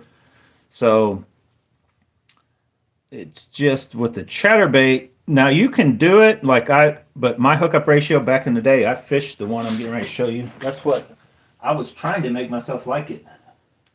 And I couldn't because I lost too many fish. I would hook them and then I couldn't keep them on, was with the 803, because it's kind of got a little bit of give in the rod just because it's that lighter power being an 803, but it's just, there's something about it. Once you get into a rod like, so I would say not every one, but a lot of the Megabass P5s, if you've heard them talk about those. So my favorite one, just for the fact that it's got my favorite reel on it still, and it's the lightest one that's capable of doing the average chatterbaits, is the Blade. Because this rod right here, well, it says 3/8 to 1 ounce, but it is just crazy lightweight, but yet strong, and it flexes. It's got the give is what I would call it tapers down through the rod. It doesn't have a crazy faster tip than then jumps into backbone super fast. It's all a gradual thing. But then another excellent rod that, in my honest opinion, because I've been thinking about buying, they got one on Tackle Warehouse right now, the 7.2 medium heavy glass in this brand, Poison Adrena. But this 611 medium plus, I feel is excellent also for chatterbaits. If I didn't have the Blade, this would probably be my favorite chatterbait rod. It's my favorite overall rod still. Then I've got you've seen the Conquest, the NRXs, the Megabass P5s. Still, for this, just like what it says, versatile. For throwing basically that kind of stuff, moving style stuff. It's not the most sensitive rod I have, but for pretty lightweight up to fairly stout, this thing just flat works. I don't know, look at that, made in China. But this Poison Adrena, I like it for rattle traps just because I feel it flings them out there, and the hookup ratio when I get hit with the rattle trap, I feel like I get more in with this. But I felt like there was it's no slouch either. I think the biggest chatterbait fish I've caught in a while came on this. If you go back and look, I had the STEEZ on it, and me and Charles were fishing, and I believe maybe it was on one of these. So anyway, the rods I've shown you that I really like for the chatterbaits are they can throw, like I can throw the big blade, I can throw the mini max. It's really good for these general ones, but the blade is and the Z-Man originals, like these are still to that they're almost too light, but they'll do it. But I feel there's a little bit better rod. So I'm not even going to show them to you, but I'm hoping these. Well, I will show them to you. I'm hoping I'm going to like these rods because the one I like the flex in them. Because as I end up with 1,000 chatterbaits, I got to have more than one chatterbait rod, right? But I'm hoping this Team Lews Kevin Van Dam jerkbait rod is actually going to be good for chatterbaits, because I guess I'll explain myself on that one too. But this rod and kind of what has to happen for jerkbaits, because this rod is way too stiff in my opinion for what I have in my mind, what I like in a jerkbait rod. Like I've got the 6'10" medium X-Pride. Now it's also good for chatterbaits, but in the lighter, like I don't like it's a little soft in my opinion for almost all these. Now maybe that littlest one, the 3/8 knockoffs down to the minis, the mini maxes, or those littler chatterbait. I feel for the Z-Man originals, the jackhammers, and definitely the big blade and all that, it's way too soft. You need stiffer than what that 6'10" medium from the X-Pride. But this medium heavy, I feel, is about, it has enough of that. The tip is, I don't know. I would not pick this as a jerkbait rod. I'm going to try it with jerkbaits, but the Poison Adrenaline is actually good for jerkbaits that are bigger than a Vision 110. But the 110 plus 1 Junior is probably, it's a little too stiff for. That's where the X-Pride 6'10" medium is just a better choice. But then I'm hoping I like this, because this is, I didn't spend full price, but I still spent a small penny on this combo. And I'm hoping this is one, and that other Lews that I'm into way cheaper is almost feels the same. Is a 6'10" medium heavy action fast. But when they call it, like, you got to watch the Lews.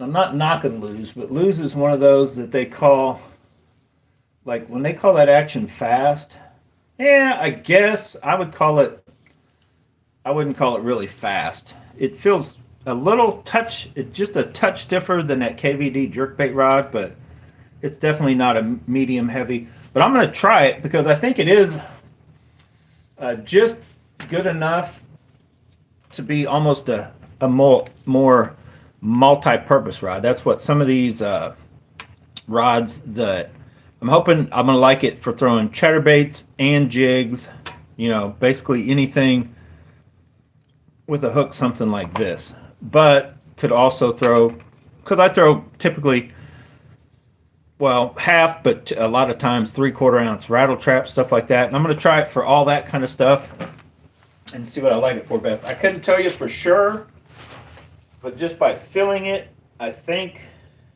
it'll work good for all that stuff. And spinnerbaits also. Now this rod, I don't plan on using. I'm just doing some test casting with my old testing frog. The Super Destroyer, it's not good for chatterbaits. It's you can throw them, and even though it's a P5, it will do it. But it's only, and I say that it's not good, but it is good. It's not good as versatile as those other rods I've showed you. I don't think as even the Lews. Because I don't know about, I think there's way better choices when you're throwing, especially like the 3/8 and the jackhammers even. But if you're throwing the big blade or the Z-Man Original, those ones with that bigger, more of a gaff, and the big blade, because I've thrown the big blade with it, like it definitely works. It's my favorite rod for spinnerbaits, for this spinnerbait in particular, even though that's not a very big hook. It's stout though. Just I don't know. There's just something magical about that combo throwing these spinnerbaits that I don't like to throw those spinnerbaits on anything other than this combo, which this is technically my jig rod that I got for throwing jigs that I hardly ever throw because I've always got one of these on it, even though I use snaps and I just don't want to take it off. And anyway, so it can do it, but like this, kind of deal, I would not have any problem with taking the big blades or the Z-Man Originals and going fishing. Like if that's all I had were Z-Man Originals and big blades, I would probably pick this rod. Yeah. Like if you told me I had to go fish those, I couldn't fish spinnerbaits, couldn't fish jigs, and I had to go with this would probably be the rod and reel. I'd be like, yeah, let me just use the Super Destroyer then, because I just feel more confident than with the blade. I'll be honest, I don't really throw. I can, but once like if I'm out, the one I showed you earlier, the blade, it's like all those other ones I talked about, I'd throw on the Super Destroyer. I would anything under that. So your main wheelhouse of jackhammers and knockoffs and those with a little more refined kind of hooks than just a big gaff. I like the blade, it's my favorite. But then the rod that I didn't really even throw the spinnerbaits. I don't really plan on throwing the spinnerbaits on it, but I just happened to throw the big blade because I had all these other rods. I had spinnerbait on the Super Destroyer. I had the rattle trap on the Poison Adrena. I had chatterbait of some sort on the blade. And I think I had a jig, because this is also my either swim bait or jig rod, like those, half, 3/4 ounce, big 5/8 ounce jigs, or my swim baits, right? This thing's huge. This thing, Tequila Baccarat, 12 to 30 pound line, 3/4 to 4 ounce. But you talk about a freaking big blade slinging, just feels good. Hookup ratio to landing seems very good. This rod just feels awesome. That rod and reel combo for just throwing any of that bigger type stuff. Like it felt awesome, and I thought, okay, well, let's just see how, I'm sure I'll be yanking fish out of the water and they'll all be falling off. But so far, if I pull and I feel the weight, they come in. And that's another thing as I get out of here, because we went through all my rods now. When you're out there, whether it doesn't matter what you're fishing with, what bait wise, you got to keep in mind, like this is for the guys of you that fish for a while, you already know this stuff. Hang on, let me see what Nate says.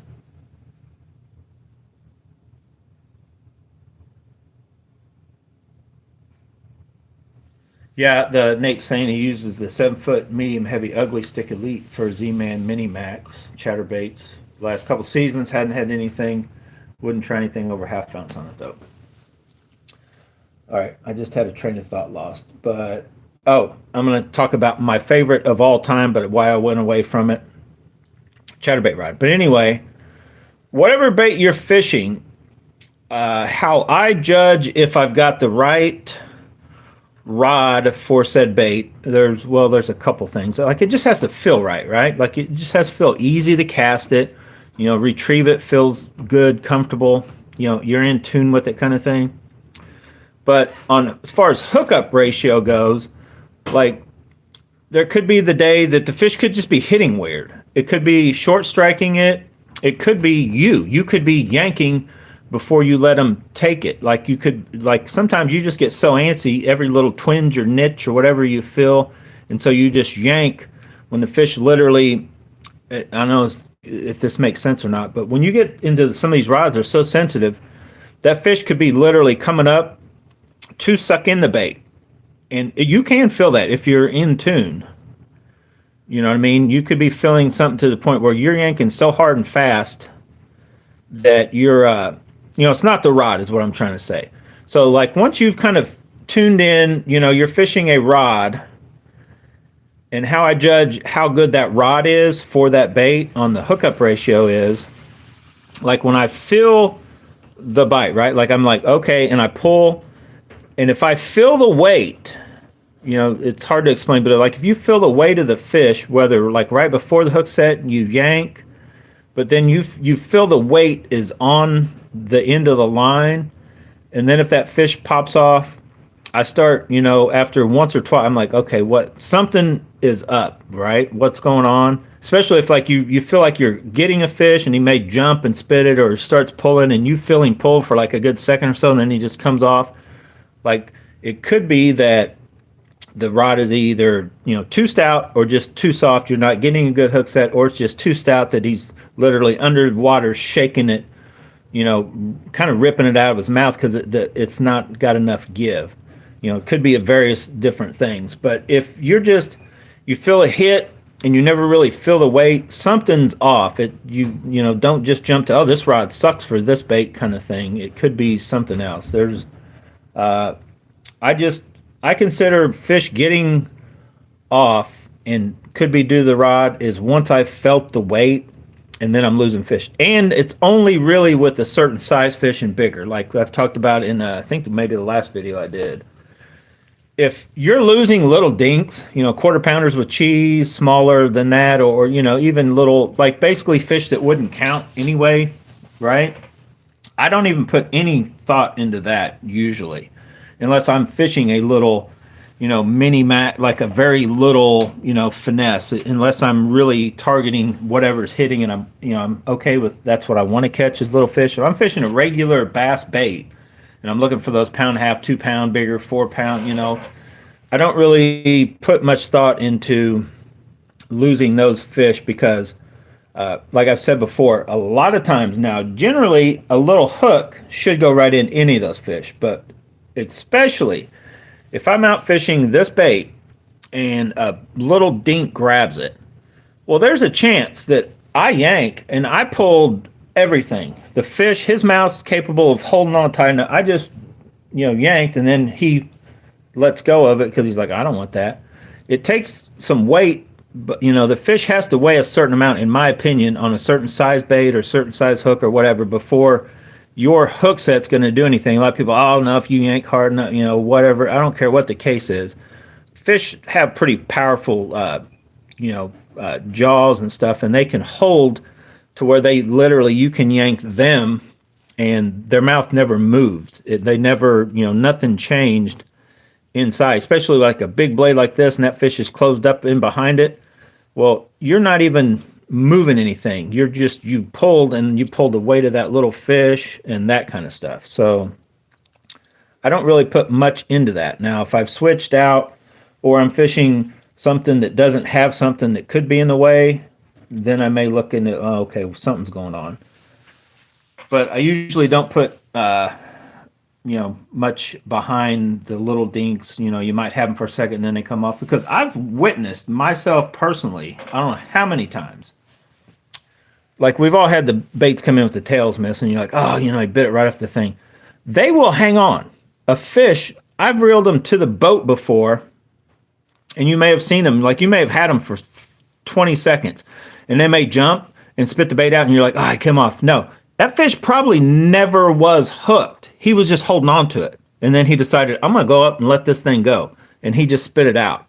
Because I've literally reeled fish up to the boat with a bait just like this, some sort of Z-Man stuff, and been that far behind the hook here. And I've pulled them out of the water. I've almost had them yanked into the boat, holding on to what they thought they still wanted to eat until they saw me, and then they decided they want to spit it out.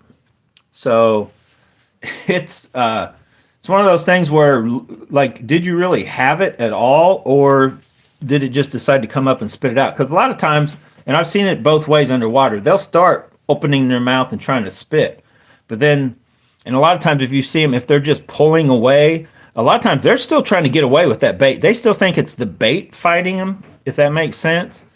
Now, like if you're feeling like a shaking vibe, that's usually them trying to spit. They're basically doing the head shake underwater with their mouth open. They're trying to get it loose. But if you feel like the weight just going a certain way, they're usually just running. And then sometimes you'll see them or you'll feel them running or they're coming straight at you and they're just going to come up, jump, and basically, and then shake to get it out of their mouth. But, it's a toss up. Could have been either way. They could have had it slightly hooked. They tried to spit it once and couldn't. So they're going to come up because all fish figure out after a certain amount of time why do bass jump. Well, they figured out that they move faster out of the water, right? They're, just like you stick your hand in the water and, try to move it as fast as you can back and forth. You're not going to move that fast, as fast as you can up here. And somehow, I don't know if it's genetically in them over the years or what, they just know that their best bet of shaking something loose is to be out of the water while they're shaking, and that's why they jump.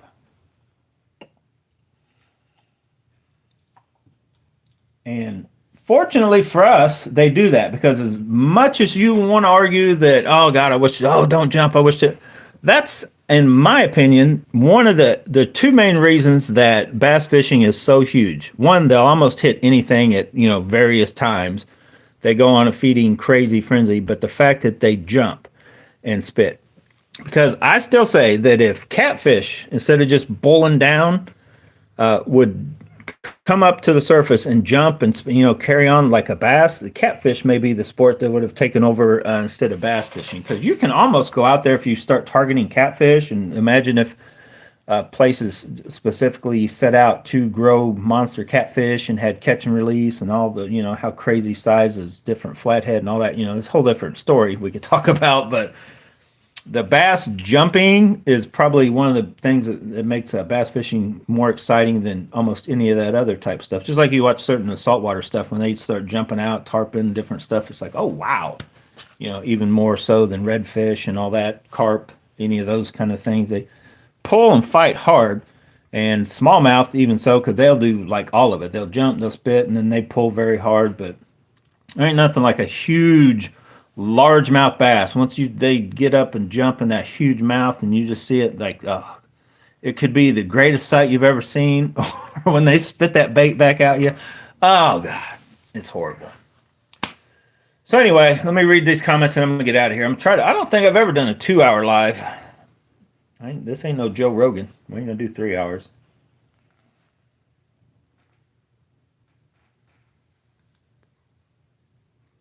Yeah, I'm a P-Line original, and I've tried others, and no, it's a no-go. Then I'm going to get out of here. So Kenny asked me, Kenny Shack. Is he related to Radio Shack? I heard they closed down. Yeah, I used P-Line original and braid. I'm going to tell you a little story about braid. You can go try it all you want and all this and that, but for me, I've simplified it for sure. I technically only run 3 types of braid now, 3 sizes. But this Proberos, and I still think Hercules is the same, but Proberos or Hercules, I like the camo, but they're 8-strand. I like the 8-strand just because it just I can't deal with 4-strand anymore. It just makes too much noise. This is gonna make a little noise. This ain't as smooth as that slick stuff and all that, but for like 1,000 meters on AliExpress, the Proberos, I got some 10-pound coming. This is 20-pound. It's like $20, and this stuff, I don't know, will it fade? I typically use it for like a couple years. Like I use it the first year and then I'll flip it back on the reel. If you guys know how to do that, like you can watch videos how to do it. Gene Jensen talks about like going around, wrapping around a pole outside or whatever. Or you can have an old reel and reel it back up to that reel, reel it to another old reel, then reel it back onto your reel, and basically turn it around. You can be out on the water while you're fishing if you're thinking about like, oh, I need to flip this line around. Just cast out while you're moving the boat, let all the line run out, and like let it create a loop. I don't mean let all the line run out, but like hold one in and let a loop start in the water to where it runs all the line out, and then cut that line, tie the other. There's just different ways, but flip it around on, especially on deeper spools, and just use it for like another season. So Proberos, I've never had an issue with this braid. The Hercules, I've tried Proberos, and then I went to Hercules, and then Hercules got expensive for whatever reason, even more than Proberos, so I went back to Proberos because I think it is the same exact stuff coming out of the same factory. Now, there's other brands out there on AliExpress that are called other names, and sometimes it'll be a different tint of camo, and those suck. I had there's a couple others, so I only recommend Proberos. I don't think I've got one to show you the actual name, but Proberos or Hercules. I've never had a bad issue with those two. You can find them. The only thing is, if you want to find camo in 15 pound, I think you got to go with Hercules. It's going to be more expensive. Because for whatever reason, the Proberos, I can only now find, you can find like the store that sells 10, 20, 30, 40, 50, 80, up to like 100, but it's only in 10 pound increments. But I just, to keep it simple and so I can easily look at a reel and tell what's what, I have 10, which I got coming because I just ran out, 10 pound, 20 pound, and then I do now have 40 pounds. So I jumped from 30. I went from 20 to 40 that I ordered just for my big, the tequila back rack because of the swim baits. I don't want to lose. So that's the main reason I run 40-pound braid to a 30-pound leader when I'm throwing those biggest swim baits I have. Not because I'm worried about catching a monster fish. Probably only going to catch a 5 to 8 pounder tops, probably 5-pounder. I just don't want to be throwing off a lot of baits. You know, if you guys ever thrown the bigger baits, you know what I'm talking about. Like something goes wrong and it backlashes and that backlash sticks or something. It can just like doink, snap the line on even 20-pound. Like seems like child's play if you got a very heavy bait on the other end. So just for that reason is the only reason I went crazy on that. That one rod is like up there. Most of mine, if I'm throwing regular bass baits, I'm going to put the 20-pound braid. Then I will go with the leader, P-Line Original, either 20, 15, and you can go all the way down to 10. You can go out and fish BFS with this 20-pound braid and then put a 6-pound leader and fish.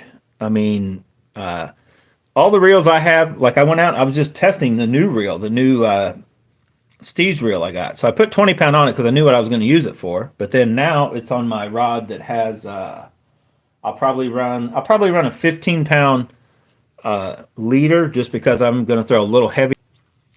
But, I was throwing very little, like I was throwing this out to the street in my little cast testing deal with the 20-pound braid, with the 20-pound leader. Now, it would have been better if I had 10 and I'm really out fishing for distance, but we're not fishing like with that.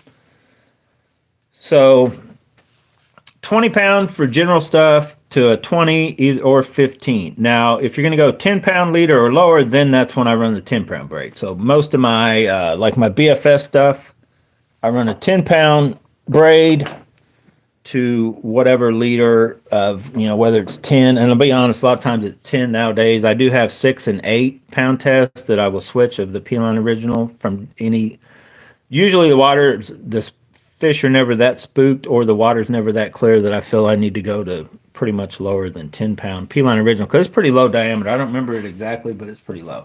So I was going to try, and I've kind of tried, but I'm kind of keep talking myself back out of this. The P-Line Original, it's just legit. It's a soft, limber, but yet strong line. It's never let me down. I've let myself and my 3/4 ounce rattle traps and a couple chatterbaits down over the years because I have failed to retie that leader knot as often as I should. Technically you should, every time you go fishing, you should probably tie on a new leader. It's roughly 6 foot, tie on a new leader, tie on a new, whether you're even tying a snaps on or whatever. I get in a bad habit about,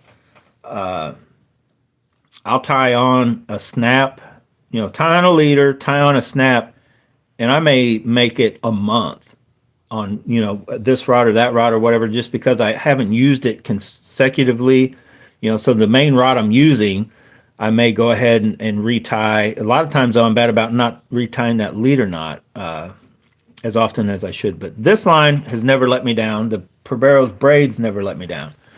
This line would probably never let me down, but man, it's so wiry and just it's that extra tough peel, whatever. I don't think I'm gonna like it, and I'm just trying to use it for a leader. It just, I feel like I'm dealing with steel wires. I don't know, it's hard to explain. I just feel it. It just doesn't want to cooperate like as easy. It's not as limber as the P-Line original. I was hoping I would like it because then I was going to keep the 15-pound this color basically because then I could tell like, okay, just by looking at the color. Because I'll be honest, 20-pound and 10 and 15-pound in a P-Line original, it can be hard to tell which one's which. You got to like grab them and get close and look at it and be like, is that 10 or 20 or 15 or 20? So the color thing would have been nice just to, you know, so I could tell I had a different color. And then of course I would, I don't know what that looks like underwater though. It's kind of a goldish, I don't know. It's kind of a gold color, kind of a greenish gold. I have to see what I thought of it underwater. I like the P-Line original just because it's, I feel it almost disappears under like majority of your water conditions. It doesn't stand out in any of them, kind of thing. It just seemed like a good. I like it. It's that smoked color, P-Line original, whatever, smoke blue or whatever.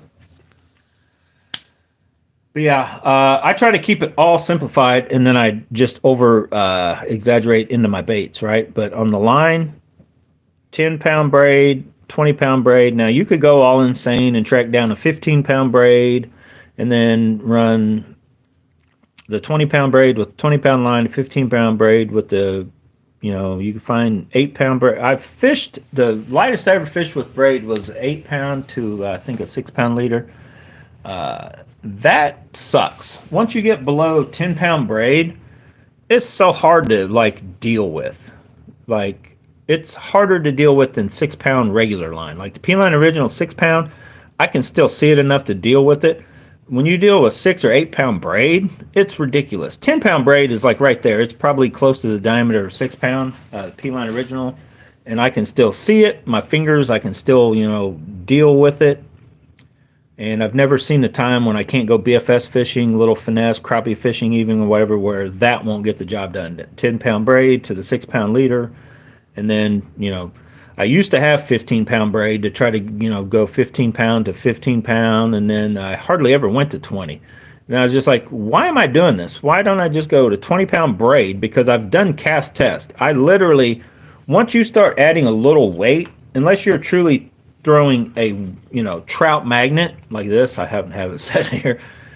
Unless you're throwing these kind of baits, you don't need to have crazy small braid. Braid itself is just lightweight, doesn't create a lot of drag, and it, you know, I can go out there and cast this bait as far with say a 10-pound leader, whether I got 20-pound braid or 10-pound braid.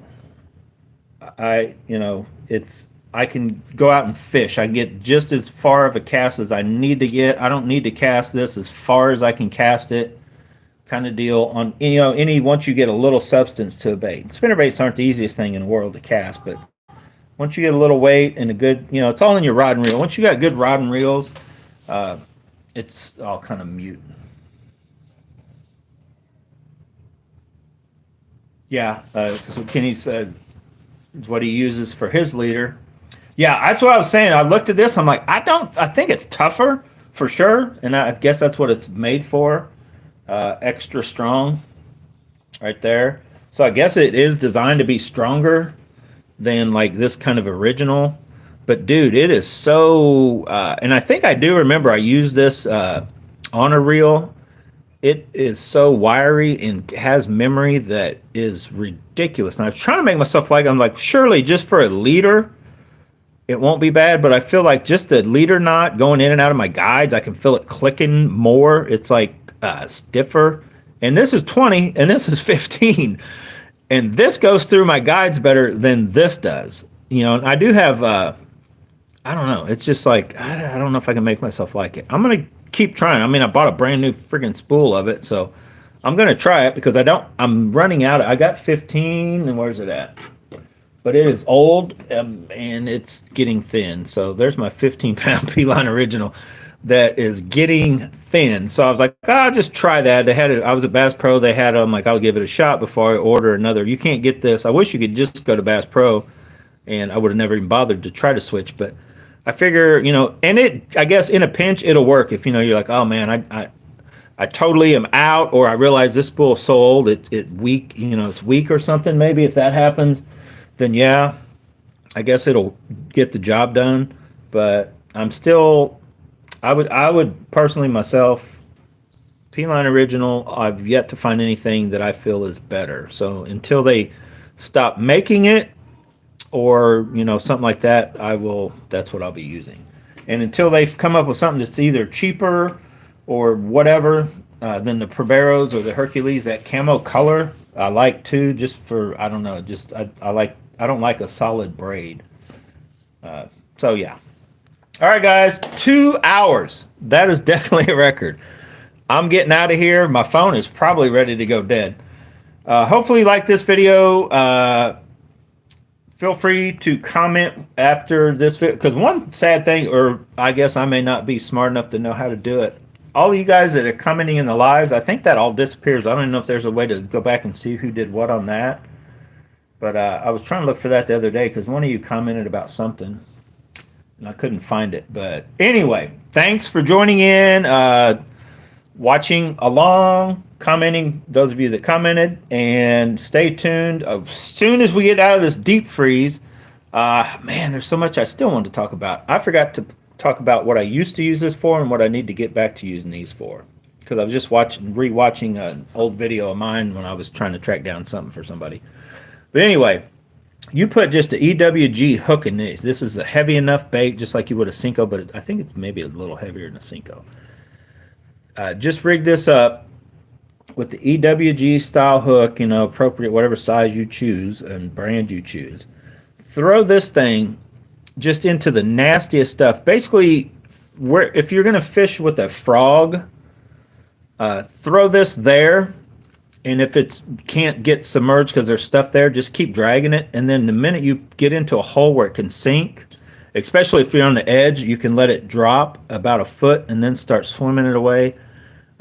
It's a deadly way to catch fish. I've kind of gotten away from it over the years. I don't really know why, other than I just, you know, there's just so many ways to catch fish and things you want to try. Because you can also take, which I've been doing, is taking just a shaky head, whether it be this, which I've gone away from this. I no longer hardly ever throw a regular worms. I usually have a Zinkers because they last so long. Or you could do a Cinco, almost like a wacky rig Cinco. Throw it to the edge of a grass line and let it do this thing. But I just put it on a 16th ounce on a Zinkers, let it you know, sink down, and then kind of give it a jerk. I feel that they want to eat a thing falling slow like that. That kind of just like as an undulating, like, oh, look at that, let me go eat it. But then I feel a Zinkers, when you let it hit bottom, it's like you kind of do the same thing with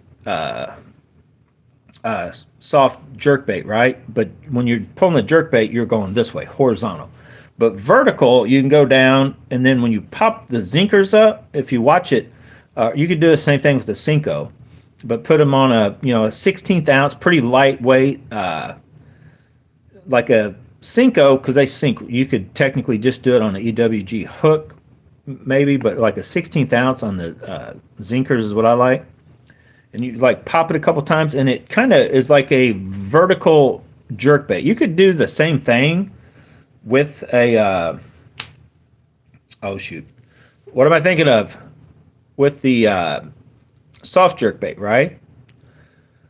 But with the the Cinco or the Cinco style, which I use as the Zinkers, you can just use it like a shaky head because it's down there, you know, it's not as floating as much. But once they get, like, once that salt stretches a little bit, they don't sink like that anymore, and then they start getting a little buoyancy. So you can work it so many different ways. I've kind of evolved to using a moving bait, then to a soft bait sort of like that, to where I've kind of gotten away from this type of thing, to where I would just throw this pretty much anywhere. Just throw it into a hole somewhere, let it sink down a little bit, and then just start swimming it out, because they're fairly durable. Reaction Innovations, I mean, you know, few, I don't know, 3 to 5 fish, maybe more. But kind of like the sweet beavers, they get bit. They will hit this thing. I just kind of got away from those type of baits, because honestly, I go probably do about the same thing with the zinkers and catch 10 fish, and the zinkers still looks fine. And I've probably used 3 to 5, or you know, about a half a pack of these in that time limit, is probably why I've kind of went away from it. But it definitely works.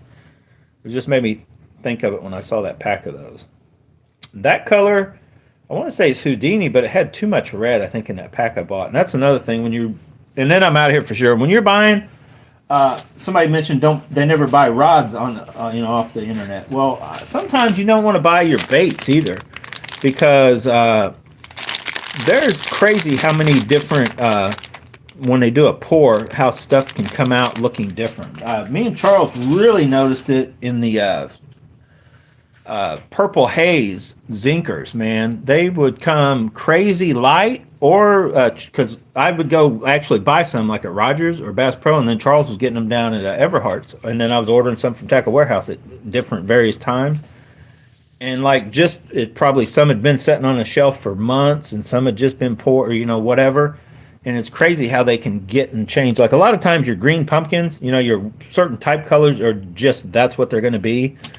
But sometimes when they're adding different flecks, like they just, oops, somebody spilled too much salt in the, you know, pour, and they may come out way more than you thought, or way less. Sometimes that's a good thing. It gives you a variety of different colors kind of to play with. But most of the time, I like them just to be,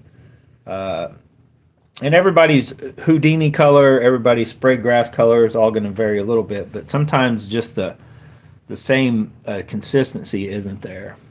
That's kind of what happened to my man's baby -1. Their baby bass colored pattern, when they stopped painting it the right way, that was downhill for them.